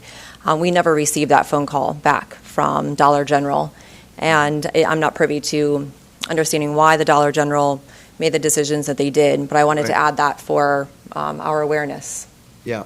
And you, I remember we worked on the whole roundabout issue. We did. A few years ago, where there was a lot of opposition to the roundabout.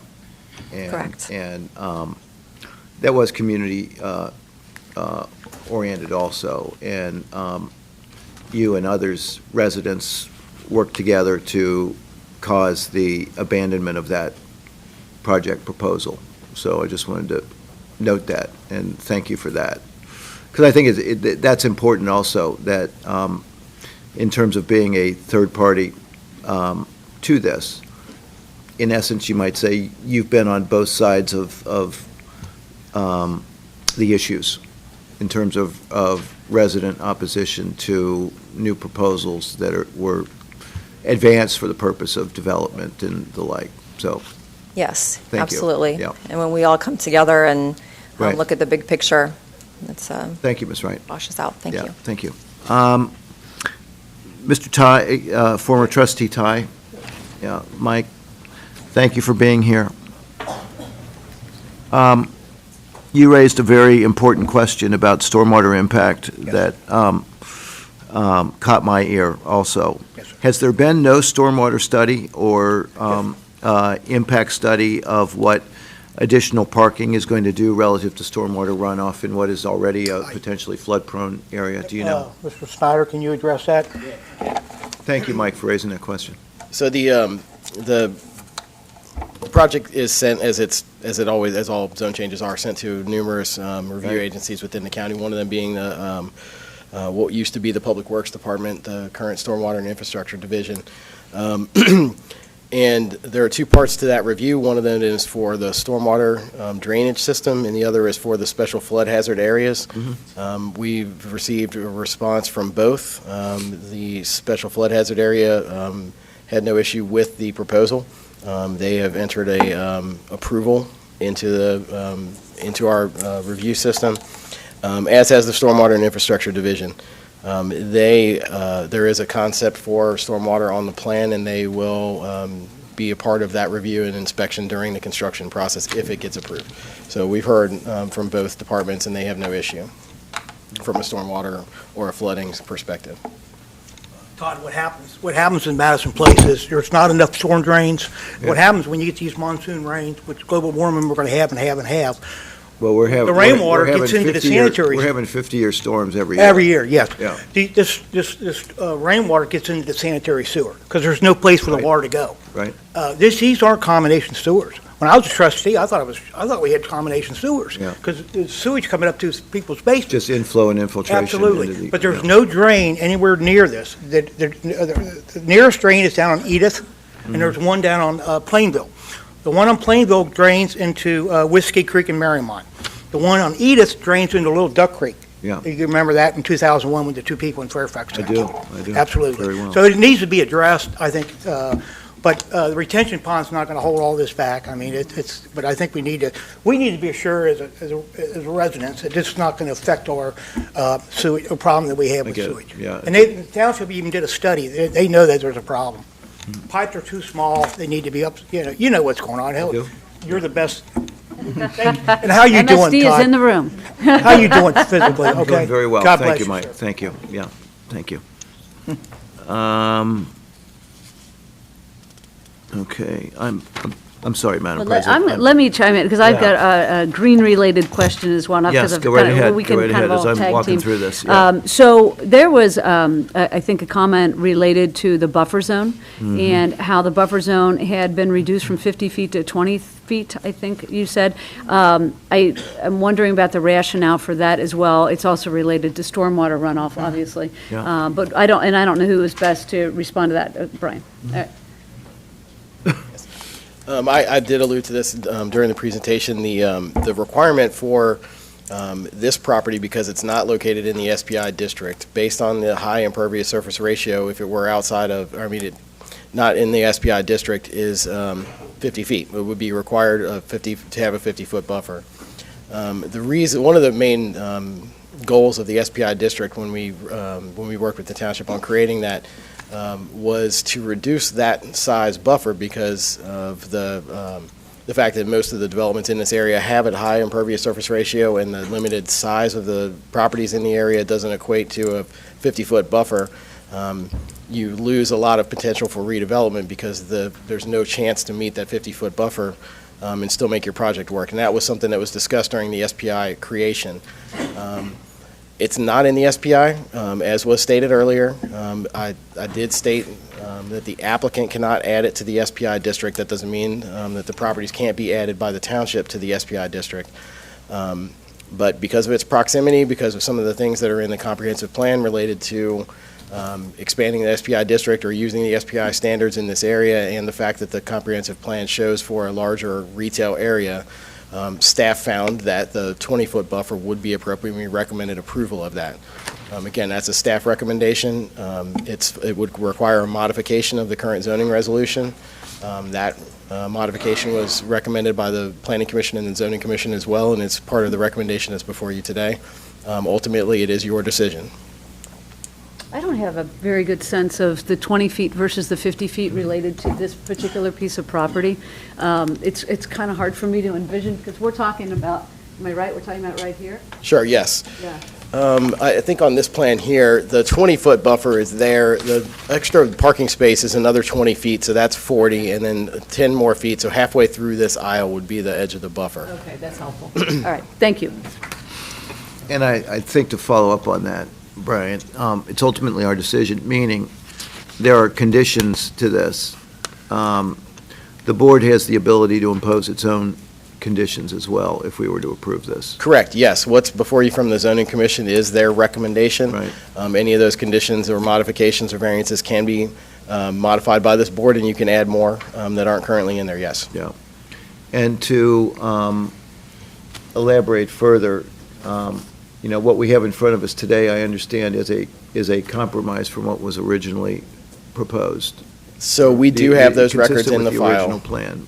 And it has changed. Yes, the original plan was the one that they showed there. That's the notice that we sent out to neighbors on the public conference that we hold as staff, Yeah. that we require the developers to attend prior to allowing them to submit a zone change application to make sure that we get the community input as early as possible in our required zoning process. Okay, thank you, Brian. Mr. Carroll.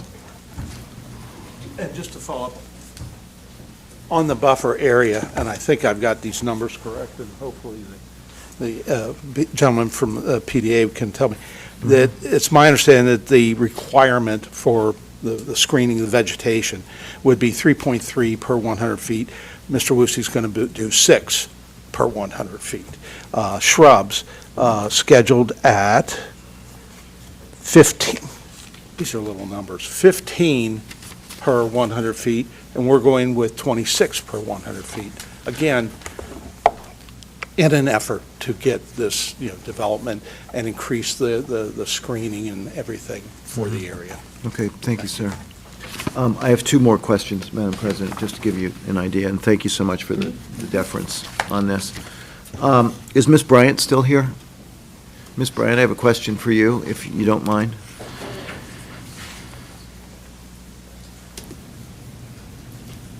You mentioned that there are other options that could have been considered or sought instead of this one. Could you share with us what those other options are that you're aware of? Well, we asked in the status meeting that was held March 20th, when the original plan was presented to us, whether any other properties had been explored, whether any other locations had been explored for this development, and we were told no. And when you say other locations, do you mean as part of this contiguous property, or are you talking about in some other part of the county? Either. The property owner owns another development on the corner of Murray and Plainville, which is just in the next block below the large dealership, where they have a metal craft body shop. While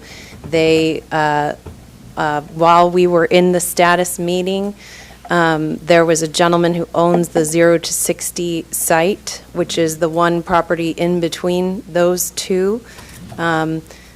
And he stood up and asked whether his could be included.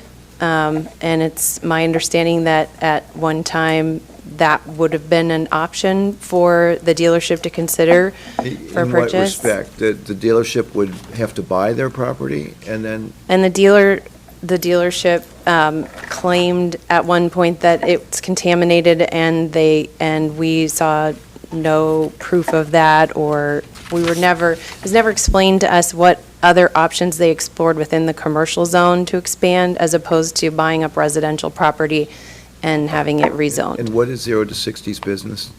They are a used car sales lot. Okay. With a home on the lot that was built in 1900 and appears to be used as an office as well. Mm-hmm. Okay. Any other options that you were referring to? Well, Columbia Township has many different business districts where there does appear to be land available. We have the Plainville corridor, which is confusing. It's down on Worcester Pike, where the 50 West and Panera businesses are. Sure. There's quite a bit of land there, which would be equally adjacent not only to Indian Hill and Marymount, but also Terrace Park and Ivy Hills, et cetera. And I don't understand why we're jumping to changing residential property to commercial property when there may be other options to explore. I'm not a commercial real estate broker, Right. but there are always commercial properties available to explore, and I find it concerning that they admitted none were explored. Thank you, Ms. Bryant. Can I address a couple of those things? Yes, yes. Yeah, go ahead. Yeah. And identify yourself, please. David Kavicki, President of the Columbia Township Trustees. Just to be clear, down I was going to call on you next anyway. Okay. So. Okay. But just to be clear, I mean, Of course, I'm sorry. there aren't any. These are an old prescription. I really can't see very well beyond reading my water bottle here, so, yeah. There's really only one property available down on Worcester Pike, so if we're referring to that, and that is about 3/4 of an acre. There's also property that it's been referred to in the past over on Ridge Road, the old John Nolan Ford site, that they want $7 million, $1 million an acre, and there's so much infrastructure he's invested, and as I've said in countless local meetings that we've vetted these topics, is the unintended consequence if he decides to go out and look for a new location. It doesn't necessarily include me, and it vacates a building in Madison Place, and I think these people lose sight of it, because if he left Madison Place, it would be devastating. Yeah. Okay. You also mentioned, trustee, that there have been a variety of compromises that have been made. Can you detail just a few of what those have been relative to this issue and this site? Well, we began with, again... making sure the record's complete, the verbal record here. That would be the site plan right there. Right. And if you will, could you just show where the 4 houses are? The 4 houses. So just, it's hard to tell in perspective, but that building is way bigger than the new building. The new building is essentially going to take place where the old Dollar General is. It's just, instead of being Dollar General, it's going to be Alfa Romeo. All right. And the building right there, let's go back to the silver spaceship. This was referred to, somebody coined that term, I think it was Dan, technically, that coined the phrase, Dan Bryan, and then afterwards it kind of caught what everybody kept saying, that spaceship everybody was alarmed about. And what I can't emphasize enough, he can build that on that site, on Dollar General. So if we retrade on whatever we've negotiated with all the moving pieces, all the vendors, that building could be 45 foot tall, not 28. 28 they didn't like, it could be 45. So we pleaded and worked for 6 months working on solutions with all these moving pieces, and came up to replace the Dollar General, and the new site has no structure on it. Okay. None. Right. And I'm going to also say this, Woosty has agreed with me that we will continue to work with these people in the landscape. I've reached out to them, and I know we'll continue to work. If you could finish his Okay, answer, I just want to please. make a comment. I will continue to work with them on landscaping and buffering. That hasn't stopped. I won't give up that. It doesn't end here. Right. I will continue to work with them on staking trees, and I've reached out to Mike Ty about it. We couldn't get consensus to meet, but that doesn't end here. And that too gets to my issue of we have the ability to impose additional conditions if we were to approve this. I would urge you, we've made a lot of compromises. I know you have, but you hear what I'm saying? Okay. Yes, sir. Trustee, thank you very much. Thank you. Yeah. I have a comment, please. Can you please stop saying "these people"? Like they're aliens or maybe the opposing side or something. It just really makes me feel uncomfortable. And you were talking about the difficulty of finding another location, but as you indicated, Dollar General is already the property of the same property owner, Woosty, correct? Yes, sir. So, yes, ma'am, yeah, definitely. So the difficulty of moving over there, it would be a little farther, just a little bit farther away, but he owns it already, so the proposition of maybe going there would not be as major as we're trying to make it seem. For me to get into the details of how and what he'd have to do. And I don't want you to get into the details. I wouldn't but- know. I'd defer to. Well, I'm just saying, common sense as it relates to who owns the property.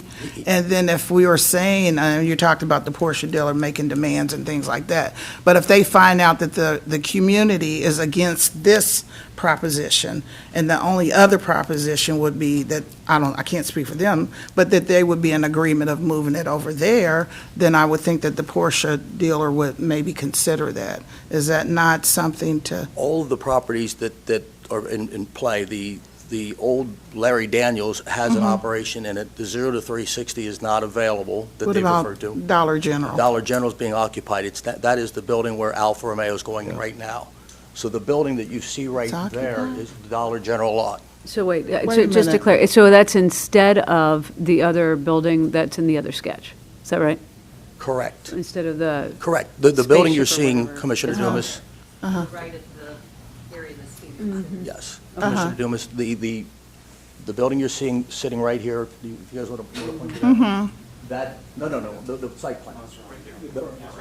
That is the Dollar General. That is the Dollar General site. It was, And I apologize. I apologize, guys. I do the best I can. okay. Is there any way that I could maybe clarify? Yes. Sure, that would be great, yeah. Sure. So this building that's shown here, that is the Dollar General building. At the time when this was submitted, the Dollar General was still there, it was still standing. So what they're showing here is an outline of a future building, and there's one part of it that stops here, and that would be the Alfa Romeo dealer that they're showing on this plan here. A future building. They've also, though, shown, and I wanted to point this out, just based on the fact that it's been mentioned a couple times, there's no building on this property. They are showing a future building addition inside of the Double E area that is under consideration today. If it's approved that way, with the condition that the zoning commission added that any building on that go back through a public hearing process before it be constructed, this building would be able to be built without with only one hearing before the zoning commission, which is more than it would be normally. Normally, if you show a future building expansion, you don't have to go through any public hearings to do it in the future when you come back to it. The zoning commission added an additional restriction that requires a future public hearing where we would notify all the neighbors before the building could be built. But yeah, this is the Dollar General, and it exists. It's zoned for retail. It was torn down. This is where they're showing a future building. It's already zoned retail. They can make that work without the zone change, and then they're showing a future service area expansion on the back of the building.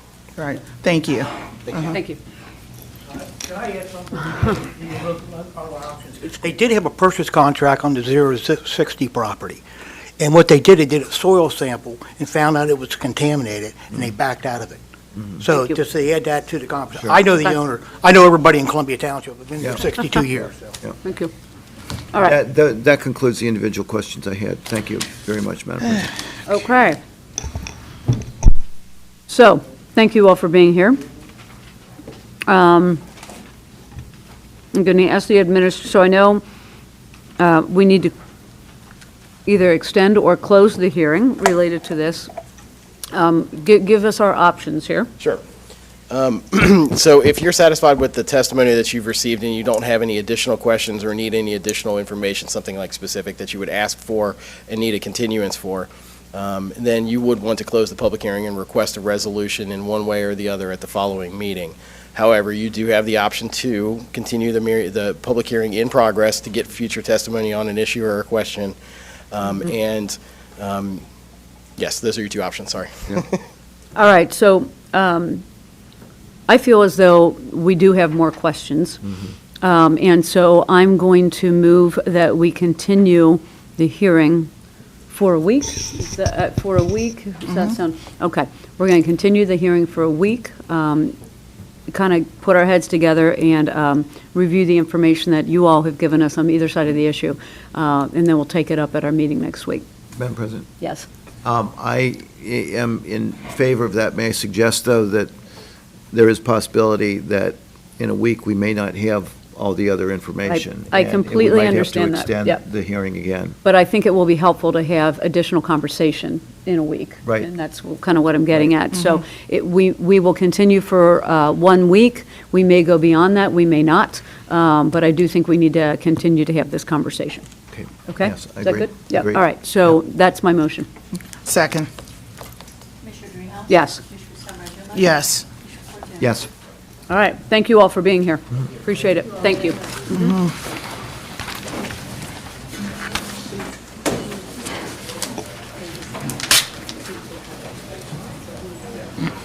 All right. Well, I'm going to give everybody a minute to leave, but I know we've got individuals here to speak on other issues. I am. Out of deference to the brevity, I think, of the next issue, I think. Jeff, could you offer the by-leave resolution related to the Well, I still need to SBU ride program? home.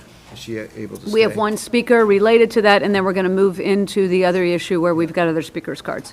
Commissioners, I'd be happy to. This was discussed at staff meeting on Tuesday. This is Metropolitan Sewer District Operating Budget Amendment Number 1 relating to the SBU program. This relates to a requested appropriation of $3.873 million, of which $900,000 relates to the enhancement of claims related to the budget, and the remainder being...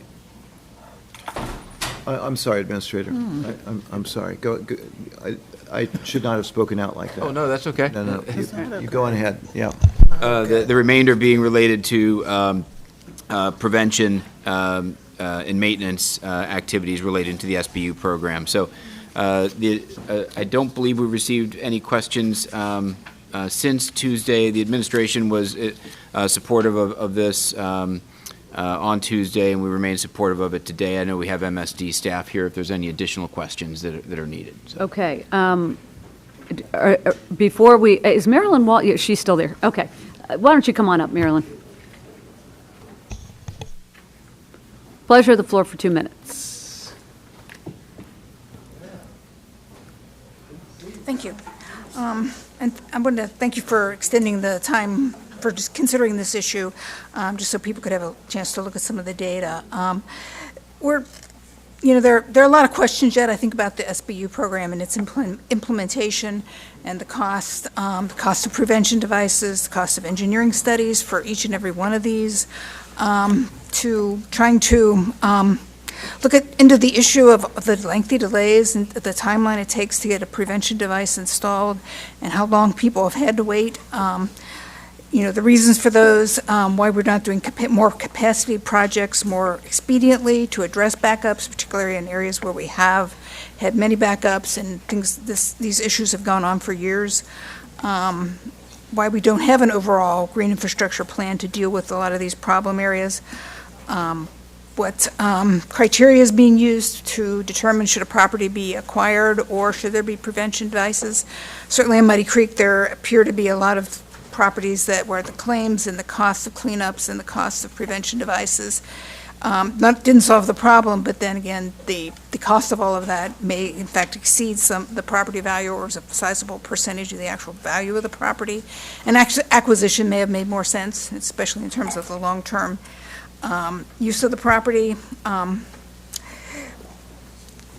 just questions about what firms are doing these engineering studies and how can all that process be expedited.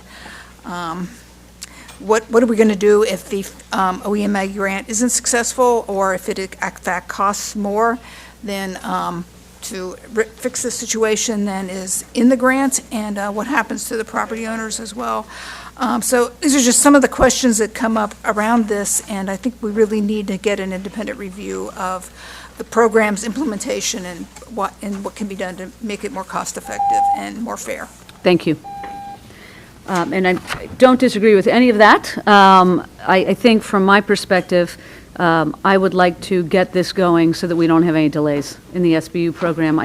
We hear a lot about this, about sewer backups and about our response time to them, in addition to the larger issue of devices and acquiring property. And so I am anxious to put this into place so that we don't have delays. And it does not mean in the meantime that we can't look at the processes themselves and how we are dealing with the issue kind of broadly, whether it's the solution that we've got on Muddy Creek or otherwise. So are there any questions or comments from anyone else? Madam President, Yes. I know we had talked the last time about the exorbitant amount of money that was being used on each household. When claims came in, I think we kind of gasped at how much was being spent. In addition, I have not seen any adjustment as it relates to the funding for MSD and the SBU. This is an increase from what we had before, the appropriation. And just wondering if we can see some sort of adjustment with this budget. I haven't, we got information the last time I reviewed it, but I have not seen a really proactive adjustment to look at our budget with the problems we're having with our budget as a whole. I haven't seen, it's just a request. I haven't seen any adjustments to lower the amount of funding. And so can we see that before we approve an increase? And that's where I am with it. Okay, thank you. Commissioner Fortune? No questions. Okay, so I think we can get that information. A reminder that this is the MSD budget and not related to the general fund budget. These are all ratepayer dollars. But I do remember the expenses seemed exorbitant. So if you could, it's just a matter of describing what this program does with some of those higher level costs that are, because some of it is basement cleanup, which is not that expensive, and some of it is putting devices in homes that have flooded over and over again, where it doesn't make sense to keep going in and cleaning it up without a device being installed in the meantime. So I don't know that we need a report of all of it now, unless you're asking for it now, because we've got another issue to deal with. If you want this, that would be fine, but I'm wondering if we can have a staff meeting related to this, so that we have a better understanding of the differentiation between all these different costs for what under the SBU program. Would that be to your satisfaction? Okay, so let's do that. In the meantime, I would like to offer the resolution for approval, knowing that we're going to have that discussion at a staff meeting. So in light of that, and so staff meeting upcoming, Jeff, and we'll have to talk about within the next couple of weeks. So I'm going to move that we approve and adopt an amended 2019 operating budget for the Metropolitan Sewer District of Greater Cincinnati, Hamilton County. This is in front of us, and it details the additional money related to the SBU program. I need a second. Second. Commissioner Greenhouse? Yes. Commissioner Summer-Dumas? No. Commissioner Fortune? Yes. All right, thank you. All right. We are going to go now to the other item where we have speakers cards with the indulgence of the board. It is related to item on the regular agenda, item number 3. It's the Sycamore Township CRA. And I wouldn't mind having someone once again give us a quick overview so that we have that related to the speakers that are going to come forward. Madam President, Yes. Harry Blanton from HCDC will Thank tee you, this up Harry. matter up for the board. I'm sorry, Commissioner, you asked me just to speak to item 3? Yes. Okay. So you have an item before you from HCDC to establish a community investment area in Sycamore Township. The township has approved the establishment of the CRA. Approving this CRA today will establish the CRA if certified by the state, and will allow for small residential, but will not allow for apartment complexes, retail, or office. If any commercial projects come before or are proposed, they will have to come before the commissioners for approval, and I'd be happy to answer any questions. Thank you. And I want to draw a distinction, and I think you just made it, wherein the item in front of us establishes the community reinvestment area. It does not establish the development that is contemplated in that area. This is establishing the area Correct. itself. Yep, any commercial project that, like what is being proposed, would have to come before you for approval. Right, so as it's well as the it's trustees. basically a two-phase project. Correct. Or process, I should say. Process, yes. Okay, all right, thank you for that. Are there any questions or comments? Yes. Madam President, can he also address number 2, Springfield Township? Yes. So also before you is a proposed CRA for Springfield Township. Again, Springfield Township's trustees have approved the establishment of the CRA. Approving the item today will establish the CRA if certified by the state, but will not allow for apartment complexes, retail, or office to go forward without approval of a commercial agreement. Okay. Did they also apply for a TIF or not? In the Springfield Township area? Uh-huh. I do not know. I mean, do you normally go from a TIF to a CRA? I'm just asking. We don't administer. Not you, but Yeah, them. I don't. I have no idea if they've applied for a TIF in Springfield Township. That wasn't told to me if they did. Yeah. It's interesting. Okay, thanks. Thank you. Sure. All right, we have speakers cards related to item number 3, and I guess I will move that. Well, let's have the speakers first. I was going to move to advance it, but I think we already did that. Okay, so Jack Flum is our first speaker. Good afternoon. You have the pleasure of the floor for 2 minutes. Thank you. Good afternoon. My name is Jack Flume. I'm a resident of Sycamore Township, and I'm speaking in opposition to the proposed CRA. You recall I spoke Tuesday. I appreciate the opportunity on Tuesday, and then I followed up with an email to each one of the commissioners concerning the remarks I had made, and I'd like to have be able to clarify 2 additional items today. The first is referring to the HCDC Harry's report, he made a statement in there, or the statement was made in there, that little investment in the area for over 30 years has occurred. That implies that there has been a disincentive, perhaps, in investment, or a lack of interest in the area. And if there is, then there would not be investment made, and I think that's logical. But in fact, there has been investment made over this past 30 years.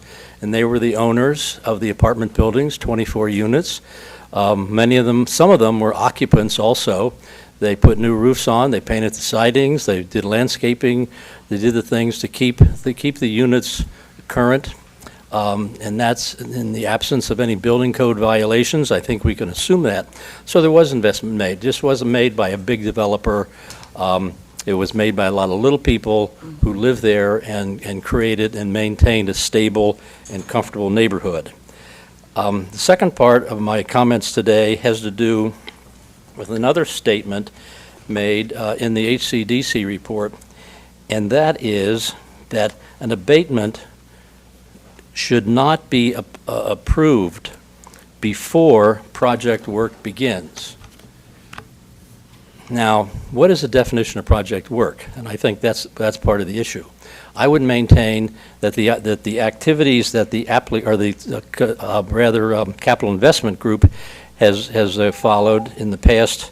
This will only be a few minutes, a few seconds. I'm sorry. Can I ask you to summarize? Yeah, I will. There are a number of items that they've accomplished which I consider to be part of project work, and I've been involved in a lot of projects over the years. First of all, acquisition of property, assembly of parcels, which they've occurred.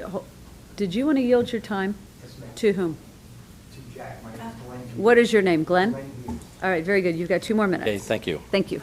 Oh, boy. No, you're fine. A fresh start. That's good. He was waving at me, so I'm just trying to He does that a lot.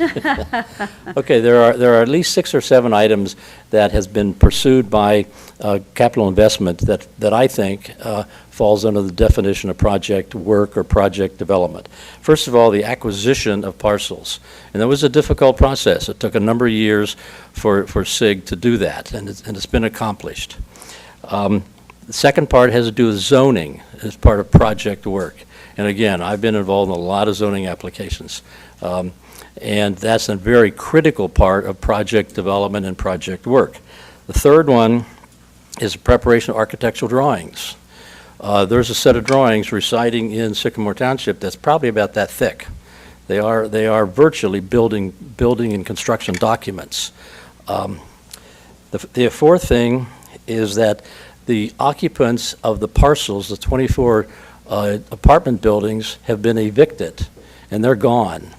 And some of the buildings are boarded up, and it's 24 buildings sitting there basically vacant, ready to go. I don't want to use the word shovel-ready, because that's overused, but in effect it is. It's ready to go, and that's a very important part about project work and project development.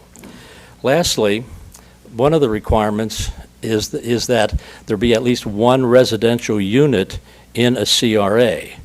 And there is one, just one. If you look at the map in the HCDC report, there's a little finger in there that reached out to get that house, and it's there. It's been evicted. The occupant has been evicted, and it's the interior. I have not entered the interior, but I'm told that the interior has been cleaned up and ready to go also. So that project right now on that site is a ready-to-go project, which in my view, in my opinion, means that there's been project development already and that the abatement should not be granted. Thank you. Thank you. Our next speaker is Jim LaBarber. Mike Alec gave time to me. H-A-L-L-I. H-A-L-L. You don't want to. Who did?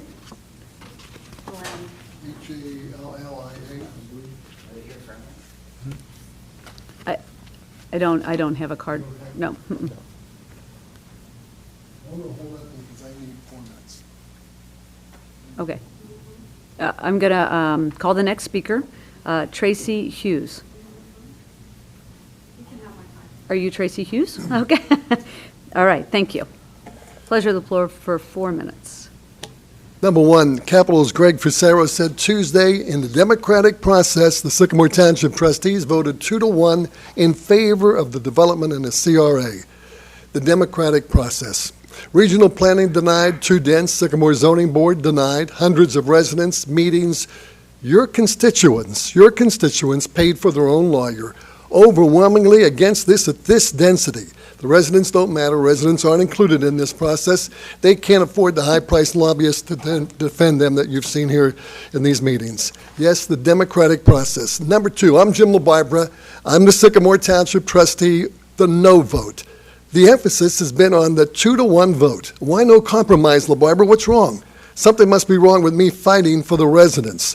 Why don't you ask Capital to compromise and reduce this concrete jungle? They won't, because they know you're going to give them this abatement. It'll start today. Number three, HCDC comparing Sycamore's development to Anderson's big hole in the ground, and Sims is a joke. That's no comparison. A mammoth $130 million project. Now, Mr. Blanton pointed out that the reasons these structures fall into the category of disinvestment is subjective. I maintain Capital had control of this for years, and by doing nothing caused this to be self-inflicted and self-serving. Number four, Greg Bickford, our administrator, told you on Tuesday, and I quote, tax dollars are not going to be taken away from the county because you are going to have an economic advantage to the property. There will be, listen, increased property taxes, increased services, and Sycamore Township stands to greatly benefit from those as well. End of the quote. That's double talk. I mean, a CRA for $130 million with 100% tax abatement for 15 years means no property taxes, none. It is an abatement. Doug, the lobbyist, gave you a figure of $600,000. Our administrator's number is a little different, $370,000, not $600,000 for the hotel tax and sales tax for the county. Make it $700,000. Why don't you say $800,000? How many years before that hotel is full and restaurants and retail are in full swing? What, 6, 7 years at best? After 15 years, you may see the money. Bickford wants to get this development started. Well, so do I, but not at this massive density. One of you, please, ask Capital to downsize. Number five, Bickford was asked about concessions Capital made. He mentioned the apartments reduced from 4 to 3 stories, but only a portion. The rest could be 50 feet high. My final notes read, when I gave my no vote, Capital reduced the apartment, not 18, but 9 units. The best story of all, they told the residents they removed 6,194 square feet of retail. That's very positive, but Capital failed to mention that they increased the office area by 10,260 square feet and increased the hotel area by 15,466 square feet. The 28 concessions were inconsequential. Almost all had been part of their plan originally. A couple green space on top of the buildings, Capital said they're not going to do that. Weedman insisted on $25,000 for traffic study. Our law director said, no, please remove that. 178 planted trees, most in pots. Trees can't grow in concrete. Number 6, Capital said they're giving money for Deer Park High School air conditioning. Well, they already have air conditioning. Deer Park found the money elsewhere. Greg Fusaro said the study of the 9 lanes of traffic increase on the 4-lane Kenwood Road was concluded without this development. His development will have no impact on these 9 lanes. Now, that's silly. You're now adding traffic from 2 6-story buildings, 1 office, 1 hotel, 248 apartments, retail, and 3 restaurants. One nearby restaurant, Trio, on a good day has 200 cars at lunch.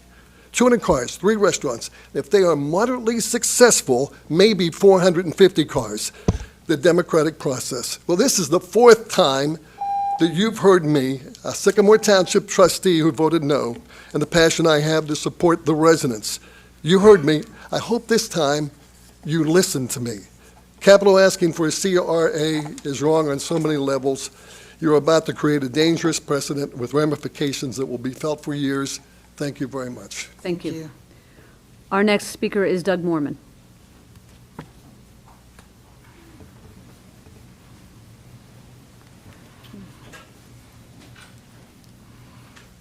Good afternoon. Thank you, Commissioner Driehaus. Thank you, Commissioners. My name is Doug Mormon. I'm with Development Strategies Group, and I'm here today on behalf of Capital Investment Group. I just wanted to take a couple moments and properly frame the issue that's before the Commission today. This has been stated, but I want to make it absolutely clear that what the Commission is being asked to do today is to create a CRA with the emphasis on the A. You're being asked to create the area, the boundaries for this. particular project. We're not asking you to approve the project. We're not asking you to approve any terms of the project. At a future meeting, we will discuss the terms, we will discuss the project itself, and the commission will have an opportunity to comment and negotiate those terms at that point in time. We have a request before you today that was recommended by the majority of the township trustees. It's been determined by the county's own experts that this is an eligible location for such a CRA to be created and to exist. On behalf of my client, I can share with you that we are committed to negotiating the project terms with the county in the future. Today, what we ask of you is to please respond favorably to the recommendation that came from the local government where this project will reside, to the experts that the county has that determine these things, and to favorably approve the recommendation that's before you. Thank you. Thank you. Our next speaker, and I mispronounce this every single time, it's David Bastos? Yes, I defer my time. All right. Did I pronounce that incorrectly? That's correct. Oh, very good. All right. So Greg Fusaro, someone else has also yielded their time to Greg Fusaro. And that person is Christian Dion, is that correct? Kyle. Kyle? Kyle.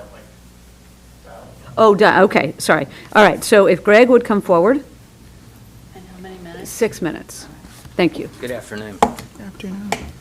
You guys have been here a long time. Well, welcome Sorry to the about county. that. So I guess, what Doug said is absolutely true. This is a two-stage process. And again, we're looking to approve the area today only. One thing that I think is important for you to realize, because Mr. Flum pointed out that the CRA area includes the parcels that we have been purchasing and one single family. The trustees asked the residents that were at the public hearing for consideration of the CRA, which the trustees approved. They asked the residents if they wanted the township to expand the area to include single-family homes. They said no. That's why there's only one home in the CRA area that we're asking approval for. They were given the opportunity to expand the area, and they chose not to. Mr. Flynn also said that project work has been completed. It's the most ridiculous statement I've ever heard. So if I buy a property, project work has been completed, and I can't apply for a CRA, Harry?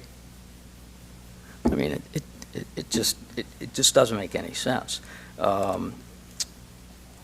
The issue before you is really one, okay? The project has been approved by the Sycamore Township trustees. The CRA has been approved by the Sycamore Township trustees. It now sits before you. So the township has approved both portions of this project. The question for you is, what are the benefits for the township and the county in this transaction? And I'd like to give you a copy of this printout.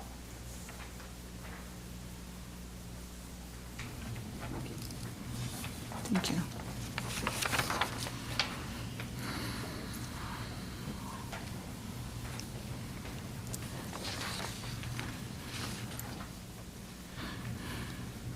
It's pretty easy for some of the people who are continuing to cry over spilt milk.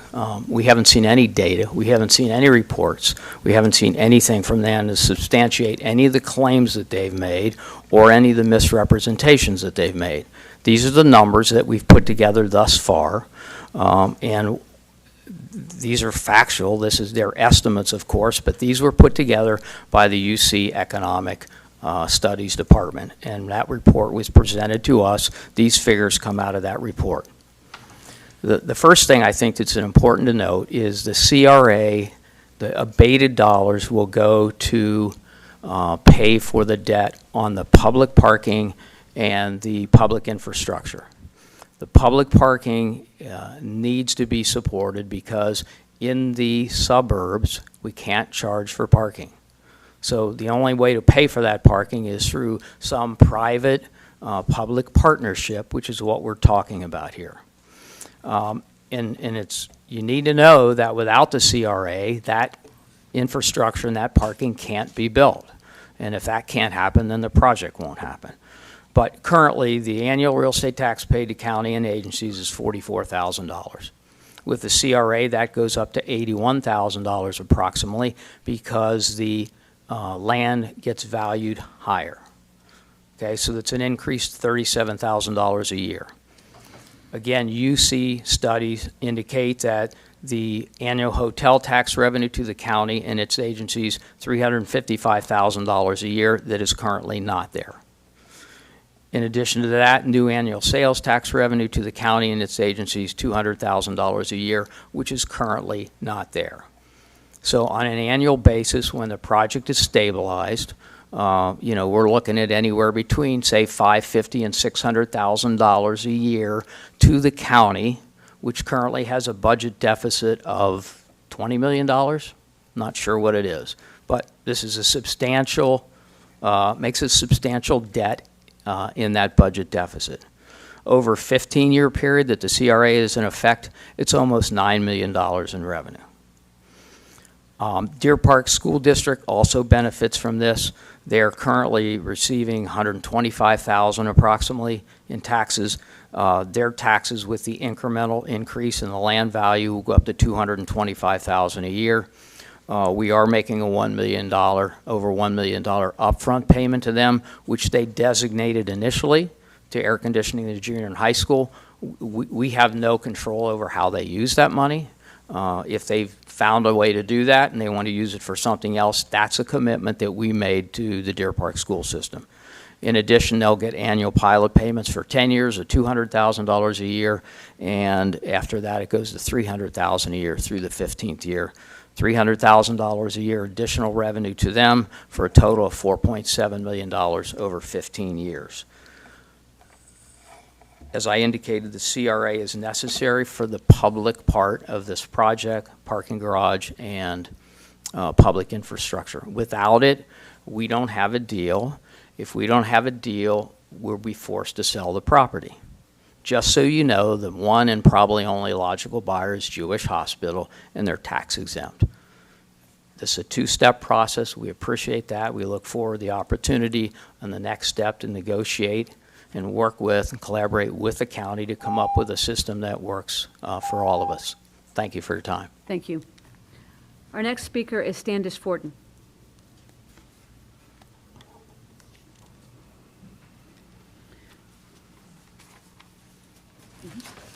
Good afternoon. Thank you.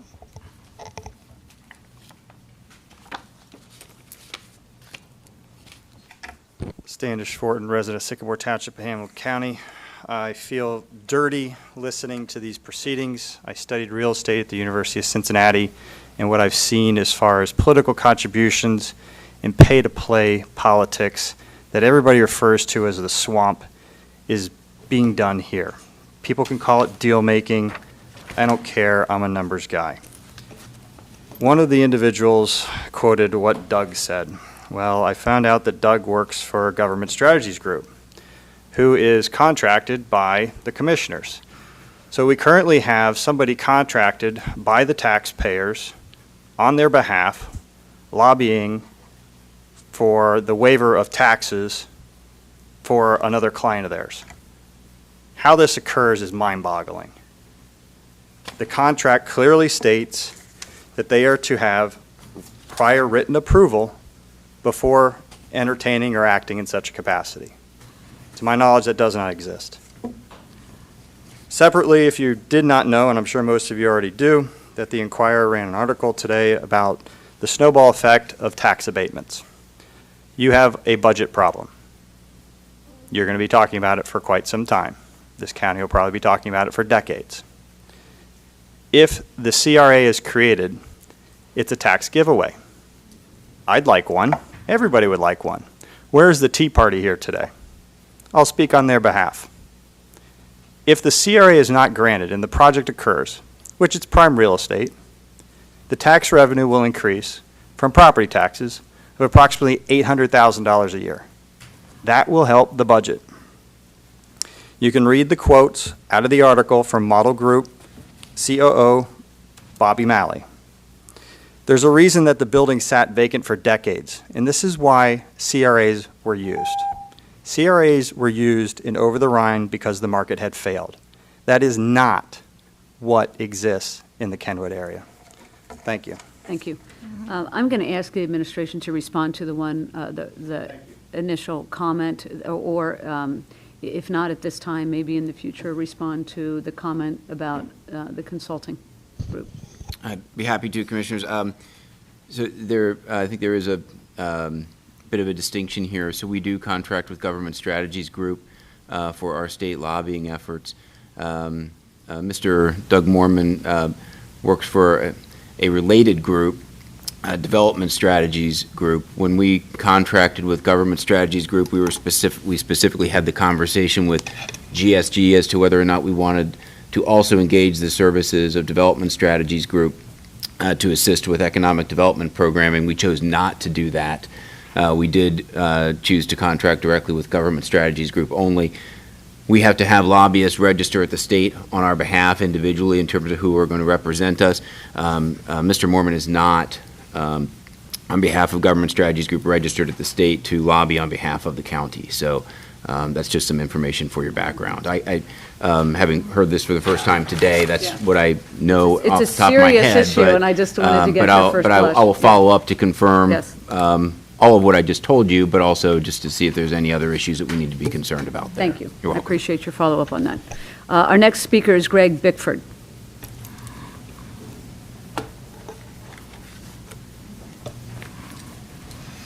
Commissioners, good afternoon. Greg Bickford, Administrator, Sycamore Township. I'm back before you again, kind of in a house divided in the middle, so obviously the board voted 2-1 to approve this, so that's why I'm here.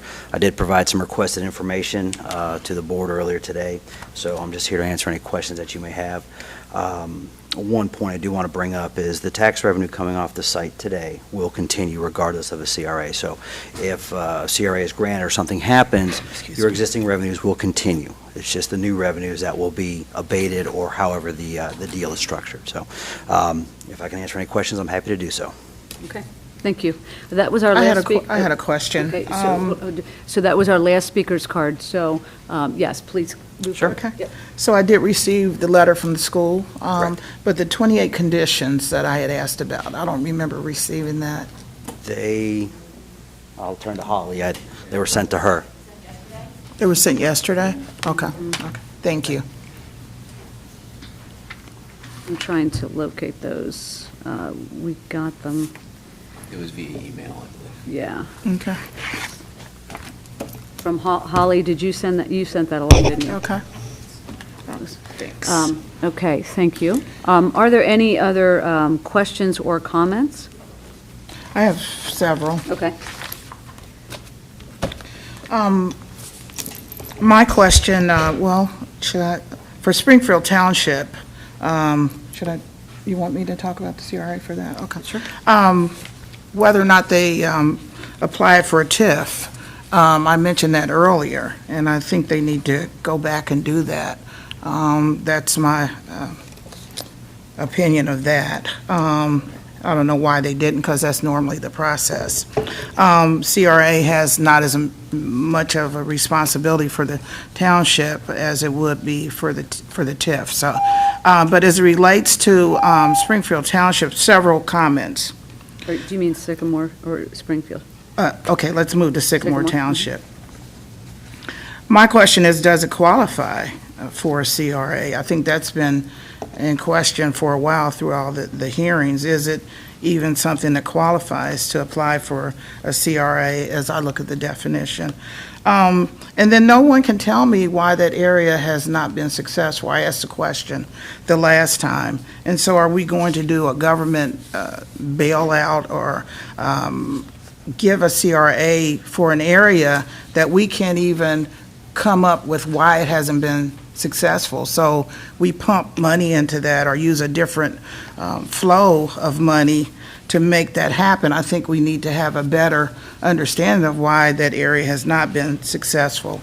Another thing is we keep talking about the 2-1 vote, but we've never really talked about, other than one time, about the Regional Planning Commission voting no. And they voted no basically because of the density, which is primarily, and I'm not quoting him, primarily the opposition vote, the trustee said because of the density. So I'm going to go back to what we were saying about a compromise. If there can be a compromise to look at the density, and also, I really don't think it qualifies, and I don't think we want to make a precedent of that for Springfield Township or for Sycamore Township. And I don't agree that we should be given a bailout. I think that we should go back, they should go back and try to compromise on this issue.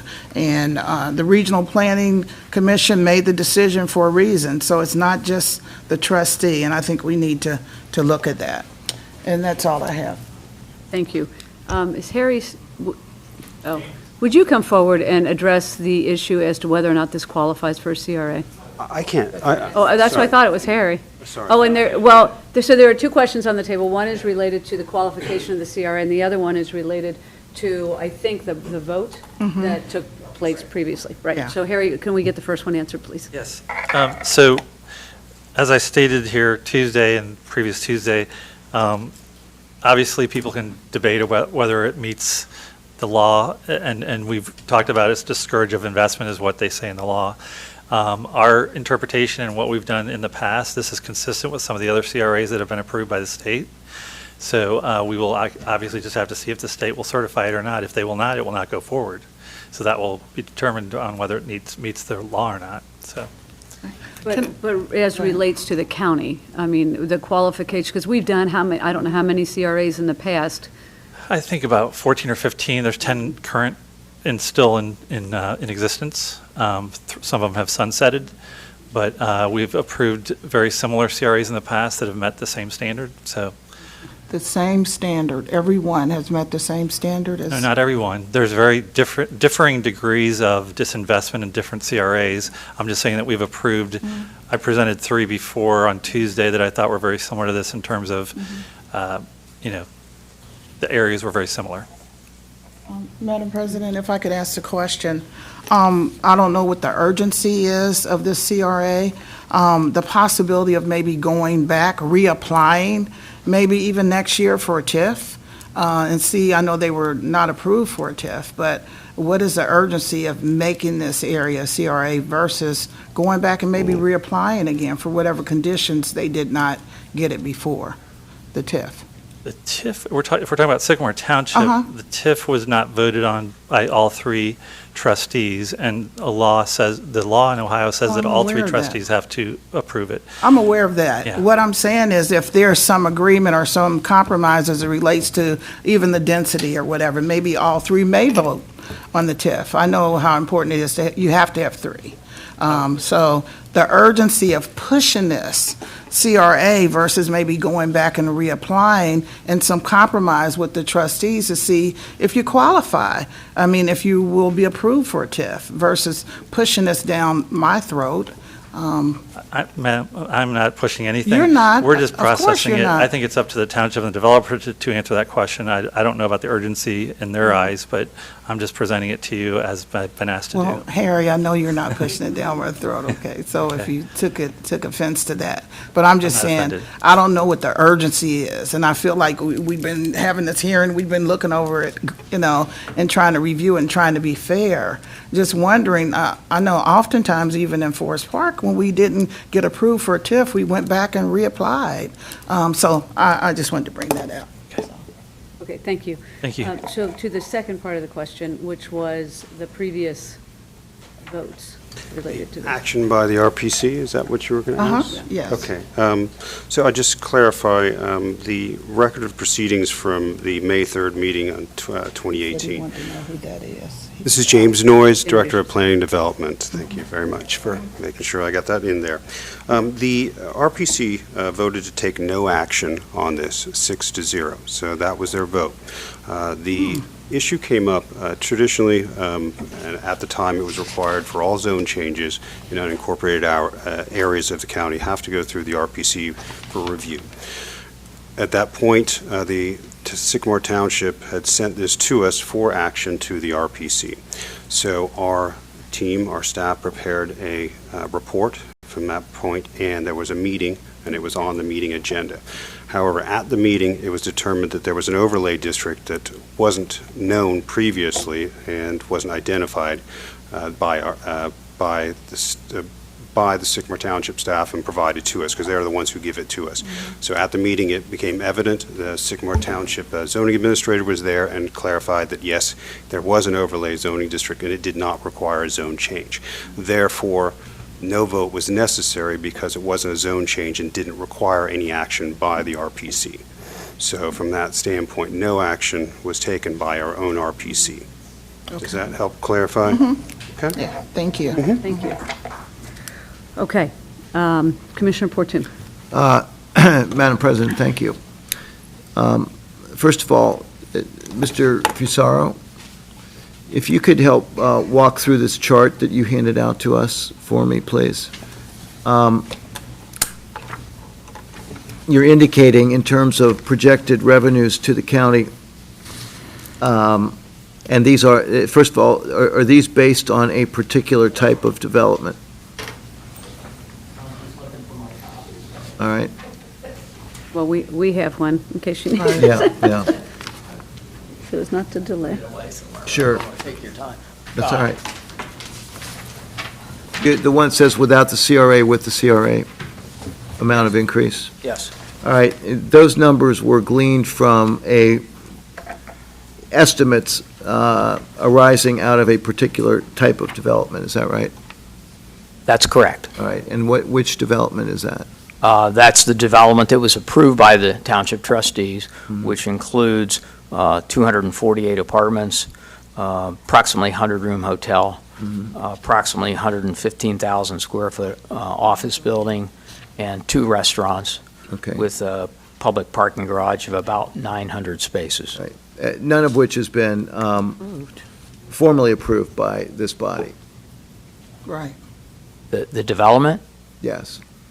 Everyone speaks to the two-part process. So, You're Process A with respect to the CRA, you're Yes. correct. Yes, Yeah. you're correct. Yeah. Absolutely. Okay, so Yeah. so I thought you meant from a these- zoning standpoint. No, these are dollars predicated upon the nature of the development, which everyone's admitted is not before us today, and ultimately would have to be approved by us, with the exception of any single-family or duplex-style residential development that could go forward without our approval. Correct. I'm correct That is in correct. All right. Absolutely. All right. And second, you're saying with the CRA, there will be an increase in real estate taxes paid to the county and agencies, but what's contemplated is a 100% real estate tax abatement for 15 years. So how is there an increase in real estate taxes with the CRA? The abatement is only on improved property value. So the current taxes are based on the auditor's value of all 22 parcels today. Right. A portion of that is land, but the taxes reflect both, but a portion of that is land. When the parcels are consolidated, the land will be revalued, and the increased land value will pay more taxes. Those are not abated under the CRA. Only the building improvements are abated. All right. So there will be an increase in base real estate taxes that are paid to the county and its agencies. Okay. And you're certain of that occurring? You still have the same land, same amount of land, whether it's individual parcels or a single consolidated parcel. Right, but the buildings, based on their current state of repair and condition, are valued at a different number than it will be once those buildings are cleared and the land is reassessed by the county at its commercial value. So that commercial value of the land, once development is ready to begin, will be higher, we anticipate, than it is currently. Right. I mean, that's all an estimate. The auditor hasn't revalued those. Is this based on past practice, past experience? Yes, and current consolidation of residential to commercial, there's an uptick in value? Yes, absolutely, particularly in this area. Okay. All right, Mr. Facero, thank you. I have a question for Mr. Mormon. Could I ask Mr. Facero something? And Commissioner Portune, just great comments as it relates to the financial impact, because I remember Doug Mormon, when he came up, he said it's about one thing. The CRA is about one thing, and that's boundaries. But it's so much more than that. So when we look at your sheet again, this was done by the UC, what was Economic Center. Economic Center. And so they made estimates, as Commissioner Portune was saying, from really a nebulous idea, because this has not been approved. So we have I don't know how we can even depend on But these the idea numbers. is not nebulous at all. It's based on the construction architectural drawings that we have, and 30, 40, 50 years of experience in understanding what the multifamily, what the hotel, and what the office building will generate. In fact, there are other buildings in the township right now that generate tax revenues, hotel tax revenue, both to the township and the county. So these are based on actual examples that are out there today. Actual examples, but not the area we're talking about. Yes, absolutely, in the Sycamore area.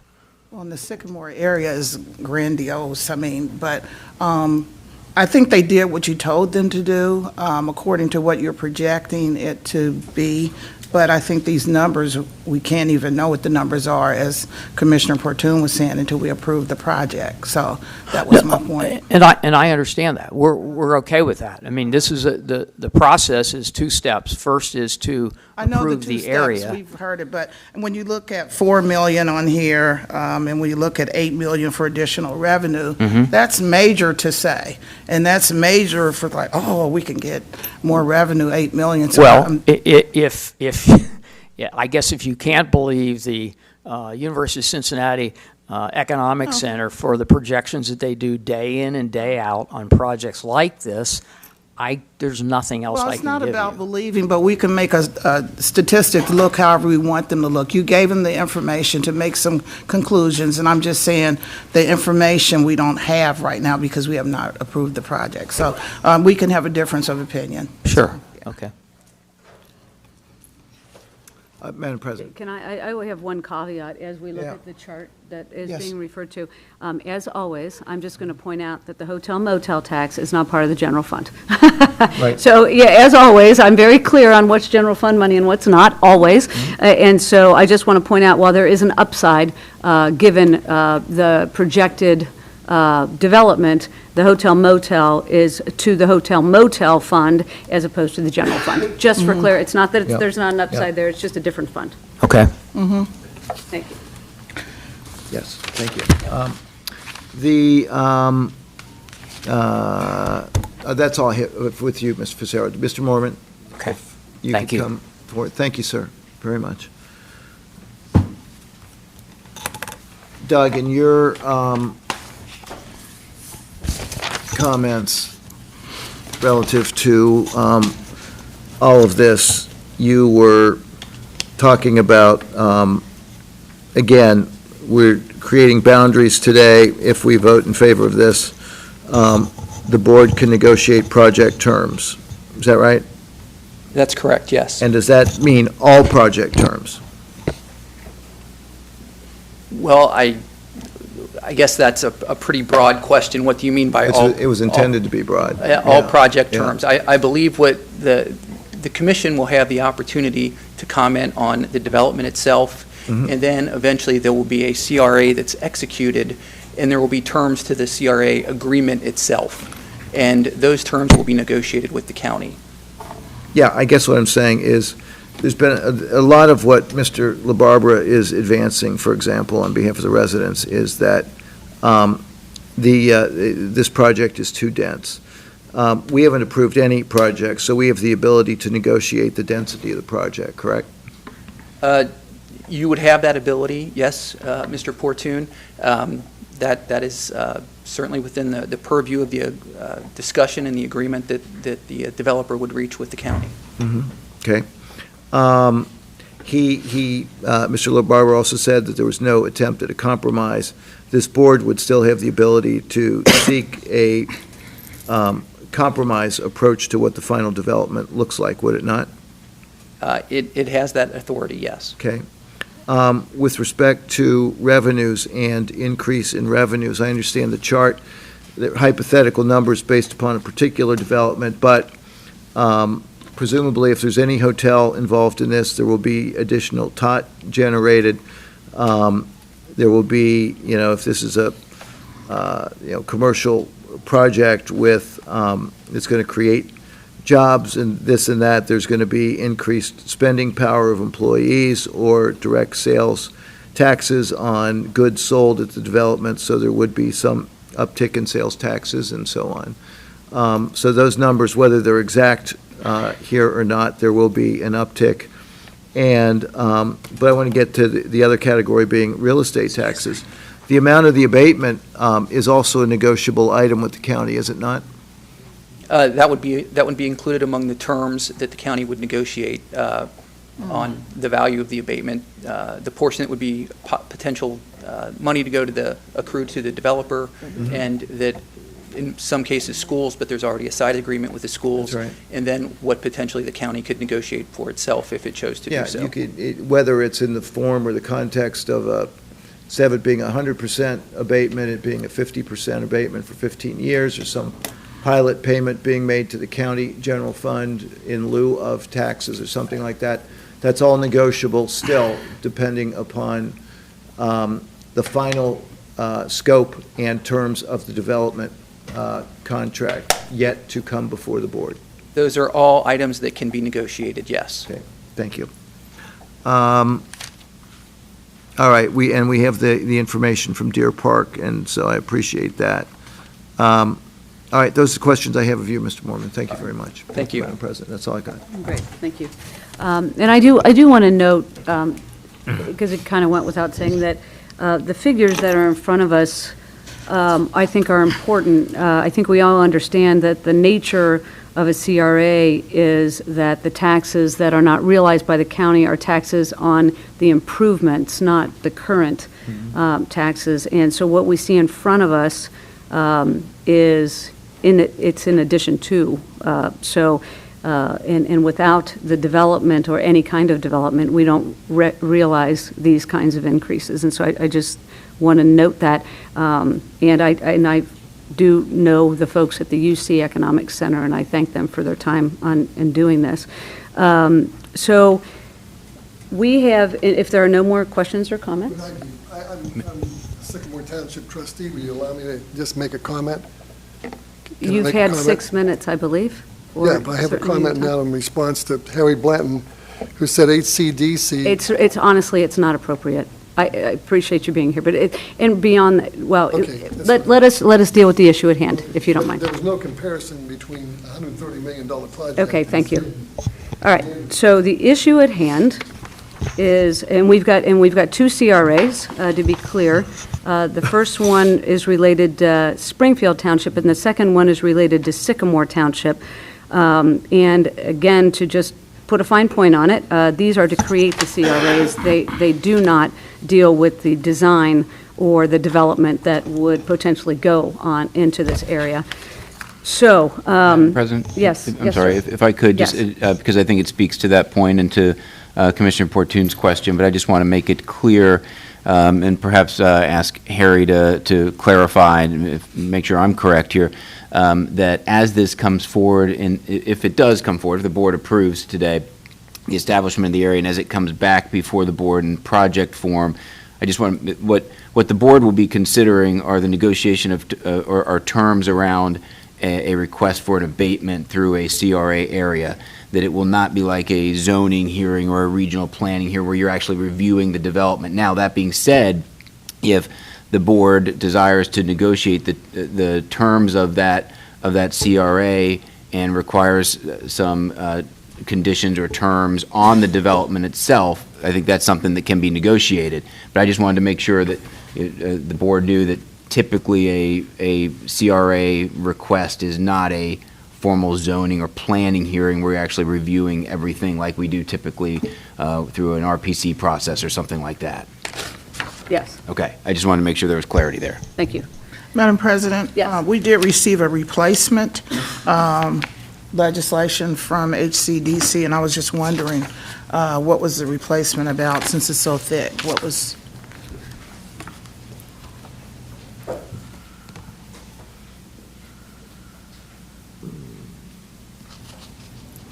Commissioner Dumas, are you talking about Springfield Township or Sycamore Township? It's on top of all of it, Springfield Township. On Springfield Township, as we spoke at the last meeting, I added some more photos and some additional information on the housing survey. So that should be primarily what's in there. Is there anything else different? No, that's it. So it'd be great to know, since it's so thick, what the replacement includes. Yeah, so we don't have to go through all of it. It includes the No, I housing. mean, you just explained it. I'm just Yeah. saying, when I got it, I was trying to go through thinking, okay, what's different about it from the other packet? So I just appreciate that. Thank you. Thank you. Thank you. Okay.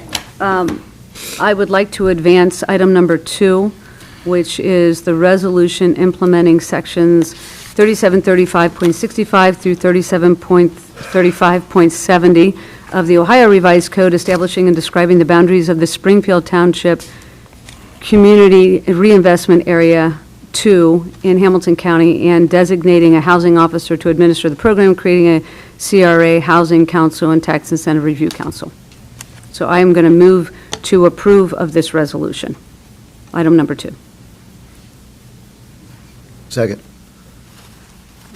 Discussion? Madam President, I would just ask that we defer this back, or direct this back to Springfield Township, and ask them and give direction that they apply for a TIF rather than the CRA. That's my only comment. Okay, thank you. We have a motion on the table. We have a second. Commissioner Dreehouse? Yes. Commissioner Summer-Dumas? No. Yes. Okay.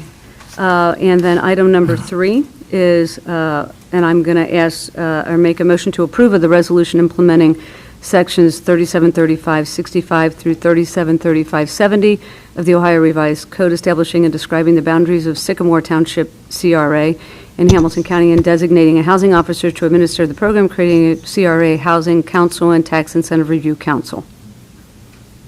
Second. Commissioner Dreehouse? Yes. Commissioner Summer-Dumas? No. Commissioner Forte? Yes. Thank you. When, administration, can we expect to see the second leg of this process?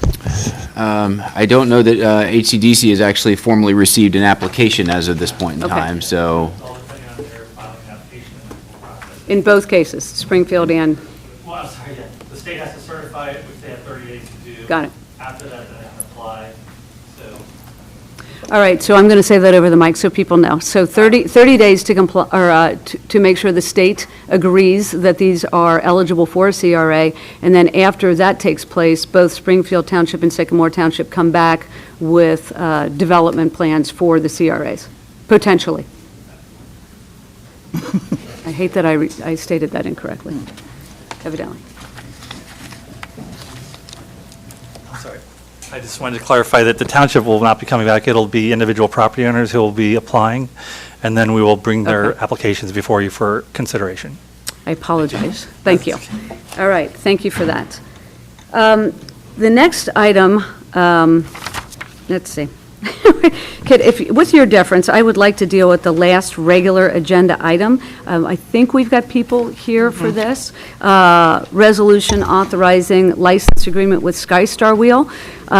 So it's regular agenda item number 1. Who is here to speak to this?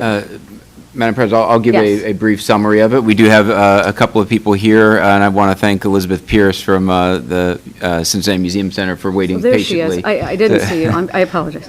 But you Yeah, she's you do have in your packet. Need to fill out a speaker's card so we know you're We do have in your packet a license agreement for Lot 18, for a license agreement with SkyStar, also to be known as Cincinnati Wheel LLC, for an extension agreement with SkyStar. So I can, as the board is aware, SkyStar currently exists down on the banks, has existed through a partnership between the county and the chamber and SkyStar for the past year or so. The primary components of the extension resolution before you is that this commences a new license period of a 10-year term with 2 5-year optional renewal extensions, unless either party terminates with 1 year's worth of notification, or if ridership falls below 200,000 per year.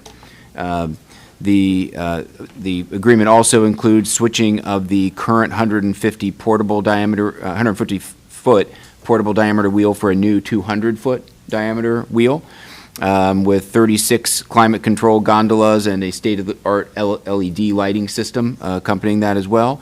The agreement also includes that at SkyStar's expense, there will be any of the improvements to Lot 18 that are necessary will be done at SkyStar's expense, anything they need in terms of ancillary concession stands, restrooms, that type of thing. There is also a profit-sharing agreement in the license as well that would be 50 cents per rider to the county, and also that anything that would need to be done with we've got the Sing the Queen City artwork down there, that would be moved at SkyStar's expense, et cetera. A couple of additional components, and this has been talked about in the media a little bit, that there is a 25 cent per rider share to the National Underground Railroad Freedom Center as well. I want to make it clear that currently that organization has the right to use Lot 18 6 times a year under an agreement with the county. So in order to have them waive that, in compensation for them waiving that right, that 25 cents per rider was negotiated as well. There is the SkyStar has agreed to participate fully in the new community authority and the common areas maintenance fees that are also paid down there. So overall, I think in general we have a good agreement with SkyStar to keep them on the riverfront for quite some time. I know that a lot of the retailers down there are happy about this in terms of the traffic that it's driving. As we look for things to continually activate the retail presence down at the banks, and this has been just a fantastic collaborative effort with a lot of different groups, whether it's Anderson doing the retail down in the banks, Nickel Investments, the Cincinnati Reds. We've talked about the Freedom Center, and I don't want to Freedom Center and Cincinnati Museum Center as well. And so I'm really happy that Elizabeth is here today. So I don't know if at this time I'd like to just defer. Could you please come forward, because this one is this great collaborative, and the folks that are going to benefit from this are not only Hamilton County in general, but as you said, the Freedom Center, because they have access to that property and they needed to be made whole. So I'm very excited about that element of this, in addition to the activity for kind of the broader retail community on there. But there are other benefits, so could you please outline those? Sure. So I'm Elizabeth Pierce. I serve as the president and CEO of the Cincinnati Museum Center and the National Underground Railroad Freedom Center. So I'm here in both capacities today. It's been a great conversation that we've had with SkyStar over the last several months of their being there, and the traffic that they've driven, and the photographs that we've seen, and the promotion and the marketing of the banks overall, and in particular the Freedom Center and its gorgeous architecture. So that is chief among why we are excited to see this relationship continue, and then to have compensation relative to the rights that we have for Lot 18. So I think it's a great collaboration with dollars coming to the Freedom Center, which is an important thing that we're trying to diversify the revenue streams at the National Underground Railroad Freedom Center, and then to do additional cross-promotional marketing with SkyStar for the attractions in Hamilton County overall, and in particular there at the banks. So, thank you. Happy to answer any other questions. Questions, comments? I just have a question for Jeff. As you talked about the ticket prices, you also indicated to me at an earlier date that the ratio of monies that will come to different organizations may change as the ticket price goes up. Yeah, and I may ask Phil to expound on that, but I do know that there is something in the agreement that talks about the escalation of the profit sharing to the degree that ticket prices go up. Phil, I don't have the exact wording at my fingertips, but can you speak to that, please? Essentially, it's a ratio. If the current price per ticket is $12.50 per paid rider, if that were to increase in the future, then the portion that goes to the county or to the Freedom Center or to the other donor that SkyStar will identify, that would also increase proportionally to that paid ridership. Okay, thank you. They've been working very well with us, so really happy about it. Yeah, thank you. Thanks, Phil. Phil Beck, County. Phil Beck, the bank's project executive for the city and the There we go. Thank you. All right, any other comments or questions? Just comment. Yeah. You know, for well over a year, I have been promoting the value of SkyStar and extending their time period being here for longer than just another short-term extension, but to becoming a permanent fixture down at the banks. And I really want to thank our negotiating team, Elizabeth, the great work that you have done on behalf of Museum Center and the Chamber of Commerce and their good work, City of Cincinnati, and support that we have received there. But in being able today now to approve this longer-term relationship with SkyStar and maintaining this wonderful attraction down at the banks, it's going to generate tremendous new foot traffic that we can guarantee on for an extended period of time, that's going to support all the other retail establishments down at the banks year-round. It's such a beautiful addition to our skyline to boot, and I know everybody enjoys that view of downtown Cincinnati when you come around the corner at the cut in the hill on I-71, 75 North coming into town. And this just adds another crown jewel to the Queen City. So I'm really delighted to be able to approve this agreement today. Thank you. All right, so I'm going to move to approve of resolution authorizing license agreement with SkyStar Wheel LLC. Second. Commissioner Dreehouse? Yes. Commissioner Summer Dumas? Yes. Yes. Thank you. Thank you for being here. It's very exciting. Yeah. Okay, let's go back to the top of, well, not quite the top of the agenda, but close. We will go to comments and motions of commissioners. Commissioner Summer Dumas. Madam President, I'll save my comments for the next meeting. Okay. Thanks. Commissioner Portun. As will I, in view of the hour. Very good. I won't, only because we just had a public hearing about the music venue. I wanted to note that, thank the folks that came out for that. And we referenced a portal on the county website where people could get information related to this issue. I know it's coming or already there. Jeff, is it I'm not there? sure if we're live yet, but All right, well, we're close. we are working on it. All of this information has been out there in one form or another, but we have